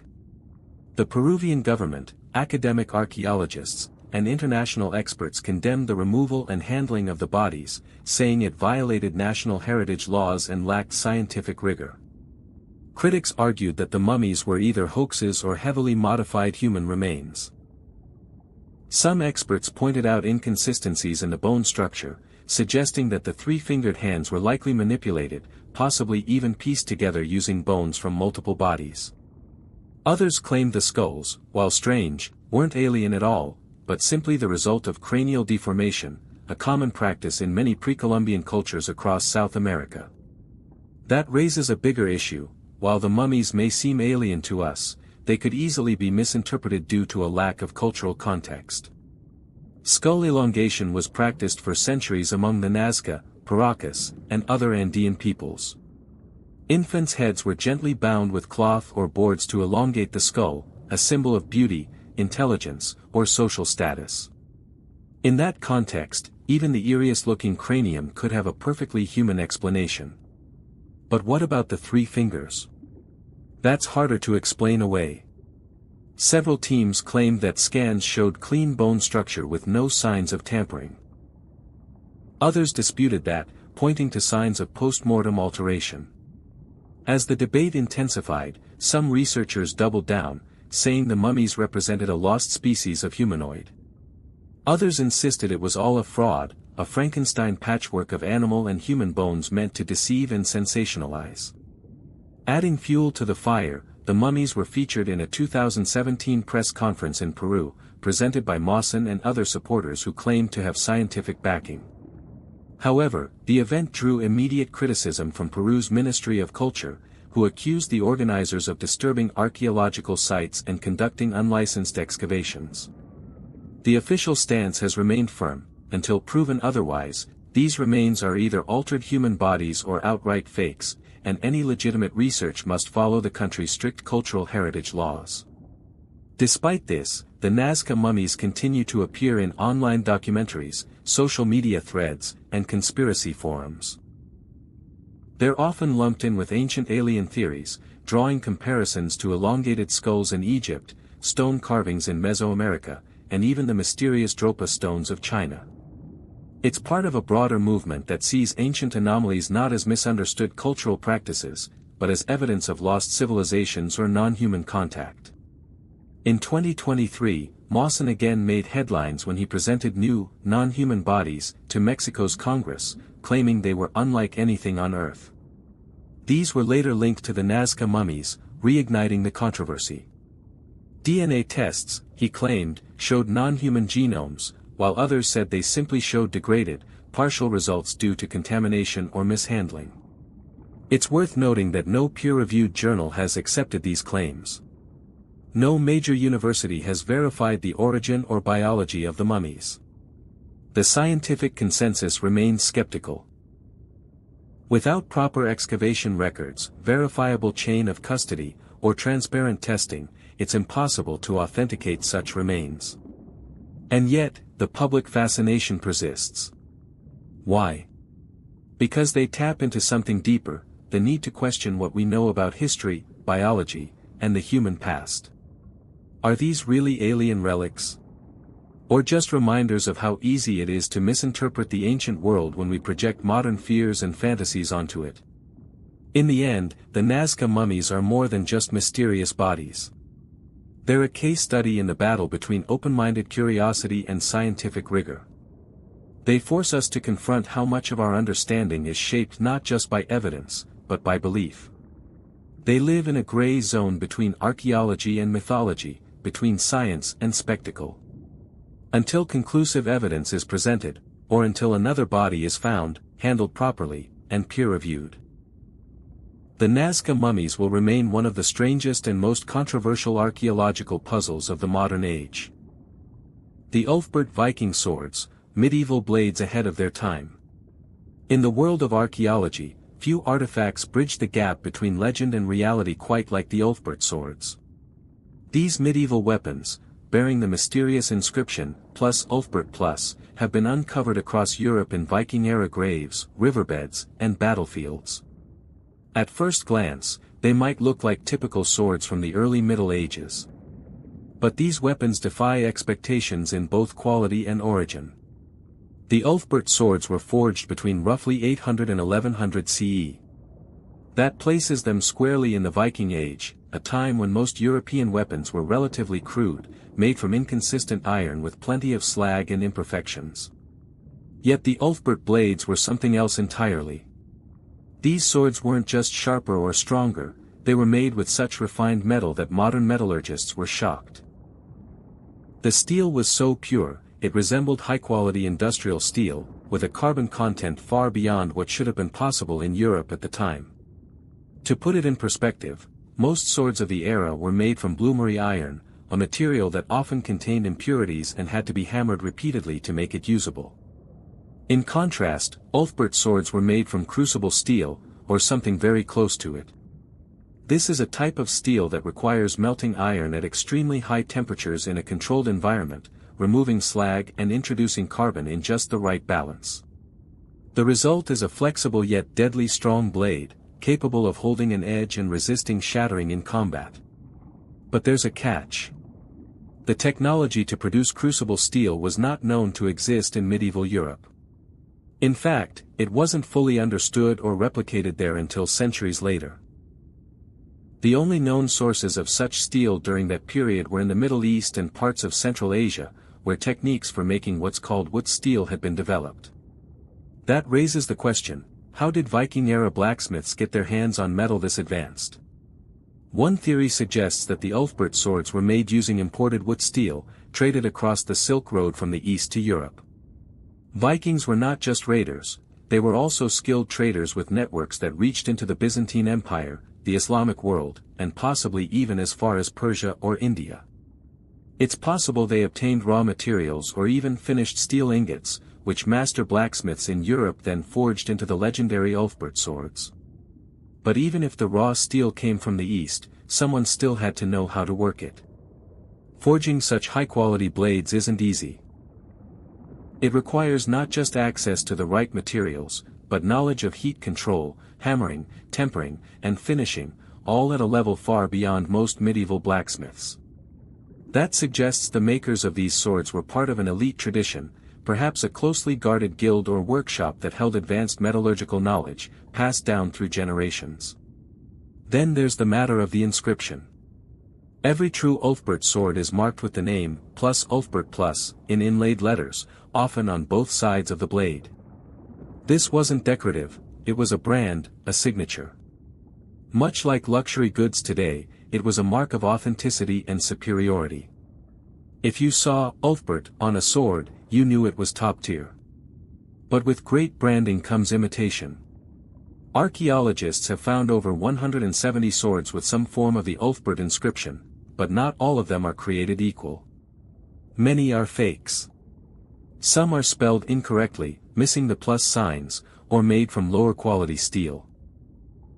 These knockoffs are thought to be medieval forgeries, attempts to capitalize on the Ulfberht reputation without matching the craftsmanship. It's an ancient example of counterfeiting, and it shows just how famous and valuable the Ulfberht name had become. The real Ulfberht swords, those made from high-carbon steel and bearing the correctly spelled, inlaid inscription, are much rarer. Only a few dozen have been confirmed as authentic. These swords would have been prized possessions, likely owned by wealthy warriors, nobles, or elite mercenaries. They weren't everyday weapons, they were status symbols, tools of war, and works of art all at once. There's still debate about who exactly Ulfberht was. Some suggest it was the name of a specific swordsmith, or perhaps the founder of a prestigious forge. Others think it was a trademark used by a family or monastic order that specialized in weapons manufacturing. There's even speculation that the origin might be tied to the Frankish Empire, given the Latin alphabet and Christian crosses in the inscription. Wherever they came from, Ulfberht swords reveal something fascinating about the early medieval world. They challenge the stereotype of the Dark Ages as a time of ignorance and technological stagnation. Instead, they point to a sophisticated network of trade, knowledge sharing, and craftsmanship that could produce tools rivaling those of much later periods. They also remind us that technological innovation doesn't always follow a straight line. The knowledge to produce high-carbon steel existed, then disappeared, and had to be rediscovered centuries later during the Industrial Revolution. That raises uncomfortable questions: how many other techniques or materials were once known, then lost to history? What else did we forget, only to reinvent it generations later? Today, Ulfberht swords are housed in museums, studied by metallurgists, and marveled at by historians. Modern reproductions have tried to replicate the blend of form and function that made these blades legendary, but the mystery of their creation remains partly unsolved. Some even view them with a hint of romance, imagining lone master blacksmiths forging perfection in fire, long before science could explain how they did it. In that sense, the Ulfberht sword is more than a weapon. It's a symbol, a testament to human ingenuity, global connection, and the enduring mystery of the past.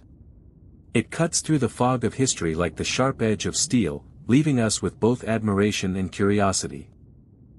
The Shroud of Turin, sacred relic or elaborate hoax? The Shroud of Turin is one of the most mysterious and controversial religious artifacts ever discovered. A long linen cloth measuring roughly 14 feet by 3.5 feet, it bears the faint image of a crucified man. Many believe it to be the burial cloth of Jesus of Nazareth. Others call it a medieval forgery that brilliantly manipulated science, art, and belief.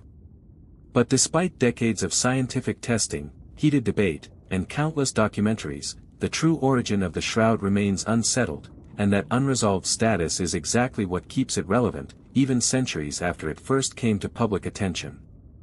The first undisputed historical record of the shroud appears in the mid-14th century in Lirey, France. A French knight named Geoffroy de Charny presented the cloth to a local church, claiming it to be the authentic burial shroud of Christ. It instantly attracted attention and pilgrims. But not long after, a local bishop declared it a fake and accused the artist of confessing to the hoax. That allegation cast the first shadow of doubt over the relic, and that shadow has never really gone away. By the late 1500s, the shroud had been transferred to Turin, Italy, where it remains today in the Cathedral of St. John the Baptist. Over the centuries, it has survived fires, wars, and attempted destruction. Devotees have risked their lives to protect it. In the modern era, it has been subjected to intense scrutiny.